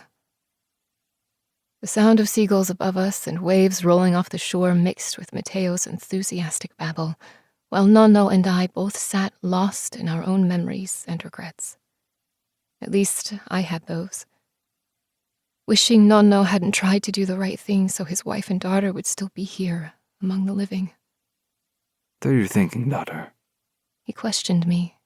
With such sorrow on your face. It kills me that my family hurt your daughter and wife just because you helped my dad. I rasped, finding it hard to look at him. Guilt slowly spread through my chest that he lost 2 important people in his life because of my fucked up, cruel family. No, Gracie. There are more reasons. He turned his gaze towards the horizon, a beautiful view lost to the bloody memories. Luciano grew our territory and our fortune fast. It made Benito King and Alfonso Romano jealous. Your uncle wanted to use New Jersey and Connecticut along with New York to move flesh. Luciano intercepted all their shipments and freed women. I told Benito and Alfonso we would never allow it to happen. So, for a long time, they searched for a way to eliminate the Vitale family. It started with killing your parents, continued by intercepting my guardianship of you, and ended with the death of my own wife and daughter. So many lives lost, just for the greed of 2 men. We should kill them, I muttered under my breath. Nonno's sad chuckle startled me. Oh, my little Gracie. This world has hardened you. He had no idea. Nono's words played in my mind on repeat. So many deaths and suffering caused by the greed and cruelty of my uncle and grandmother. Yes, I had never killed anyone, but those two surely deserved to die. I never thought I'd consider killing a human being, but those two, I wanted to kill. The need to see them suffer and get what they deserve choked me. I guess this was what they call thirst for revenge. They killed my parents, they killed Luciano's mother and sister, they killed Gabriella's parents. How many more lives did they take? How many women suffered a cruel fate because of them? All that blood was on their hands. And without a doubt, I knew they'd try to use my son if it worked in their favor. Uncle and grandmother had to be eliminated. I felt tired, drained, maybe even a tad bit cranky. Past and bitterness would do that to you. Though activities from last night when I ended up in my husband's bed probably contributed to that, I couldn't even say I regretted it. I was more than a willing participant. But after learning that my uncle killed Luciano's mother and sister, I finally saw what should have been evident the moment we met. We were never meant to be. It took less than half of a week for my entire world to become a big, tangled mess. The threat of my uncle loomed over my head, the Bell agreement of my family with the Kings was a noose around my neck, and I had no solid plan. Yes, kill evil old uncle and grandma, but the question was, how? And then, how would I ensure I didn't end up in prison? I mean, these people killed all the time, and they got away with it. Mobsters must take some lessons somewhere along the way on how to get away with crimes. Huh, I need that damn book. Get Away with Crime for Dummies. I scoffed in my head. It didn't take a genius to see that even if Ella and I got lucky and succeeded in killing my uncle and grandmother, the chances of us killing Benito King were slim to none. He had soldiers and mercenaries guarding him and Marco King. And then, on top of all of it, we still might have to run, because we'd be criminals. Fugitives. At least I'll have a job with the ruthless king. Yes, it was all about priorities. If only I could think of a trap, a safe trap for Ella and I, so we could kill them all. Because just like Ella, I'd like to live a bit longer. I'd love to see my son grow up. And damn it, if I could enjoy my husband's bed for a bit longer, that would be a nice plus. Even if he agitated me most of the time. Like now. Luciano got it in his ass that we should have a formal family dinner. We were in the dining room that could easily seat 100 people. It was just the 9 of us. Ella sat next to Massimo, Matteo between Luciano and I, his father on my right, Cassio next to Nonno, Luca, Alessio, and Nico split between my side and Nonno's side. It couldn't be my luck for Luciano to just take his friends and Massimo to have dinner out, but no, it almost felt like he was including Ella and I in his small circle. I just wanted to eat dinner with Matteo and Ella in peace without watching out for any possible landmines in our conversation. Like in Italy, before our whole life got uprooted. Grace, I hear you studied music. Cassio started small talk. Yep. Do you sing or play an instrument? Nico asked curiously. Ella and I shared a glance. We were both on the edge and tense, waiting for some bomb to drop.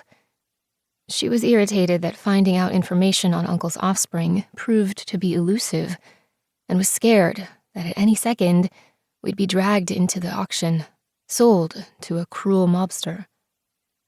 More and more I thought about it. I was certain that killing my uncle and grandmother, then living on the run, might be our only viable option. Piano, I retorted curtly, aware that my one-word responses made this situation worse. I just wasn't in the mood for chit-chatting and pretending everything was great, while Ella's and my lives hung by a thread. Where did you study music? Nico Morelli asked. He eyed me curiously. I learned he was the mobster that controlled Maryland and Washington, D.C. In fact, among all the men at this table, they controlled almost all of the East Coast. I heard them reference Rafael Santos. and I knew from overhearing my uncle's conversation that the Santos family controls Florida. If Rafael Santos was Luciano's friend, then that must mean that my uncle lost his Florida connection too. Juilliard, I told him briefly. I had a feeling they all knew everything about me and Ella, so not sure why they bothered making conversation. Well, you are a chatty Cathy. Luca chimed in. If you want to talk, I spat back sarcastically, be my guest and talk away. How come you two parked yourself in Sicily? Cassio asked, ignoring my sarcasm. Especially knowing that Luciano's ancestors and my ancestors came from Sicily. Matteo shoved the spoonful of spinach that I attempted to feed him out of his face. But first of all, how in the hell would I know where your mother's ancestors are from? Second of all, haven't you ever heard of the term hide in plain sight? And I never told you where we parked ourselves, which tells me you already know it all, so I'm not sure why we are bothering with questions. Tick, tock, tick, tock, tick, tock. Okay, so maybe I was the landmine, ready to explode at any second. How would you know my mother's family is from Sicily? Cassio questioned. That man was sharp. The King family is from the Welsh area in England. I answered him as Matteo kept pushing the spoon away. Therefore, I assumed you must be talking about your mother's family. It was good you went there, Gracie. Nonno interrupted, giving me a comforting smile. Where was our Matteo born? I knew Nonno hoped he was born in his hometown, or the one of his wife. The way he took to Matteo made me painstakingly aware that my son was missing. Nonno and Luciano were his family, just as Ella and I were Matteo's family. In Italy, not in Sicily. I kept my answer short and returned my attention to my son. Come on, Matteo, I begged in a strenuous voice. Just a bite? No, He objected, turning his face away from me. I felt on the edge of my seat, waiting for another bomb to drop. This felt like living in a mental battle zone for me. I had to keep my guard up at all times. Yes, at night I tumbled between the sheets, but that only impacted my heart and body. This was so much more. What have you fed him? I asked Nonno, cranky. We just had gelato for a snack when we came back from the beach, but that was hours ago. How many hours ago? I gritted, my nerves like a rubber band, ready to snap. We were happy in our little town on an island in Italy. Our whole life got interrupted in a matter of a week. At this point, Matteo basically demanded only gelato for breakfast, lunch, and dinner. And now I was having dinner surrounded by ruthless mobsters. Maybe an hour ago. He replied, a guilty expression on his face. I dropped the silverware with a clunk, everyone's eyes snapping to me. I closed my eyes, taking a deep breath in, then exhaled. I reached for any ounce of patience I could muster. It was nowhere to be found. I'm sorry, Gracie. Nonno must have sensed that I was teetering on the edge. Him calling me Gracie didn't help at all. It reminded me even more how happy we were in Italy, and now we were here facing danger at every corner. I had no solutions, and I was tempted to beg someone, anyone, to help us. But the people at this table were the reason we were in this predicament. Well, except Nonno. I swallowed hard, reining in all the control left within me. Don't lose your shit. Don't lose your shit. Let's go take a bath and then bedtime, I told my son, placing the napkin onto the table, and got up. I'd changed into white jeans and an emerald green t-shirt for dinner. I refused to go all out for these men. But both Ella and I agreed we shouldn't show up to dinner wearing yoga pants, although it was awfully tempting.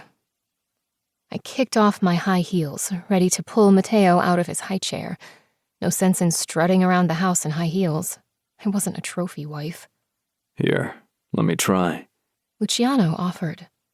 Before I could object, he picked up Matteo's fork and continued. Okay, Mateo. I know veggies are kind of gross, but let's dip them into the sauce and make them taste better. He doesn't like to mix his food. I told him, but just as the words left my mouth, my jaw just about dropped. I watched in amazement as Mateo accepted a fork full of green beans dipped into sauce and chewed. I waited, holding my breath. He would spit it all out any second. Any moment now. My son swallowed it and then grinned at Luciano. Pew! He demanded. I shook my head in disbelief. Little traitor, Ella called out softly. Everyone around the table chuckled, and I shook my head. Completely unexpected evening. I caught Nonno's look, watching his son and grandson. Deep inside, I knew without a doubt that Nonno knew Matteo was a Vitale. He knew he was looking at his grandson. Decidedly pushing that suspicion away, I glanced at Ella. It didn't escape me that Luciano's friends observed Ella and I for any and all movements, like they were studying us. I sat back down. Taking the glass of wine off the table, I took a sip. Whatever, as long as he eats. I leaned back into my seat and watched in amazement. Yep, you can feed him for the rest of dinner. I'm taking a break. Luciano's and Matteo's eyes raised to me, the identical mischief in them, and my heartbeat got stuck in my throat. Father and son. Luciano actually winked at me. We'll show her how good we eat, won't we, Mateo? Luciano murmured softly to his son, and suddenly my heart twisted in agony. He would be a good father, just not a good husband, because he hated the Romano family. I couldn't even blame him. Then you'll grow big and strong, see? Matteo grinned and nodded eagerly. I blinked hard. Shit. Not a good time to get teary-eyed. I was scared to even think what Luciano would do if he knew Matteo was his son. He'll find out soon either way. I had to settle my nerves. Taking another sip of my wine, my eyes traveled to my best friend. The expression on her face was one of disbelief, too. I guess you were wrong, Grace, Ella announced. Luciano is good for one thing, feeding toddlers their veggies. I felt a heat rush to my cheeks. I glared at her. Why would she say something like that? The table chuckled, but it didn't escape me that Luciano's eyes were on me, although I tried to avoid his gaze. I could remind you of a few more things I am good at, He offered. No thanks, I answered quickly. I'd have to talk to Ella about traitors. What was she trying to accomplish with that comment? The rest of dinner was quite uneventful. Luciano and his friends talked about their casino businesses, nightclubs, and stuck to neutral subjects. Ella and I mainly observed rather than commented. Not that we shared much of anything with these men. Well, except for laundering money and trying to kill a few individuals, but those were forced circumstances for the two of us. Before dessert, Luca got a text and left soon after. Nico and Alessio followed shortly after. I kept waiting for Cassio to clear out, but he remained behind. He made me nervous. He tried hard to appear non-threatening, and that made him even more dangerous. I knew Ella felt the same. We felt like we were in the middle of a viper's nest among all these mobsters. How many of these men participated in the Bells and Mobsters arrangements? I caught Ella shifting uncomfortably again, and my eyes trailed back to her. We understood each other well enough for me to know she would make an excuse. I nodded, understanding her completely. I have some stuff to take care of, she mumbled. Thanks for dinner. She didn't even wait for an answer, but rushed out of there, Massimo on her tail. She told me he had been questioning her about what we had done for the last 3 years, digging for information. He was an idiot if he thought just because she slept with him, she'd divulge any information. Although it made me regret she had to keep her guard up. She deserved happiness. My eyes lingered on Matteo, now happily eating gelato since he ate all his dinner. Would he remember me if my uncle got his hands on me now? Probably not. He was too young. My parents were killed when I was 12, but at least I had those 12 years of memories. 12 years of complete, sheer happiness. You know, Grace, Cassio's voice interrupted my gloomy thoughts. not all of us are bad. Huh? We might run the underworld, but we aren't all bad. I regarded him pensively.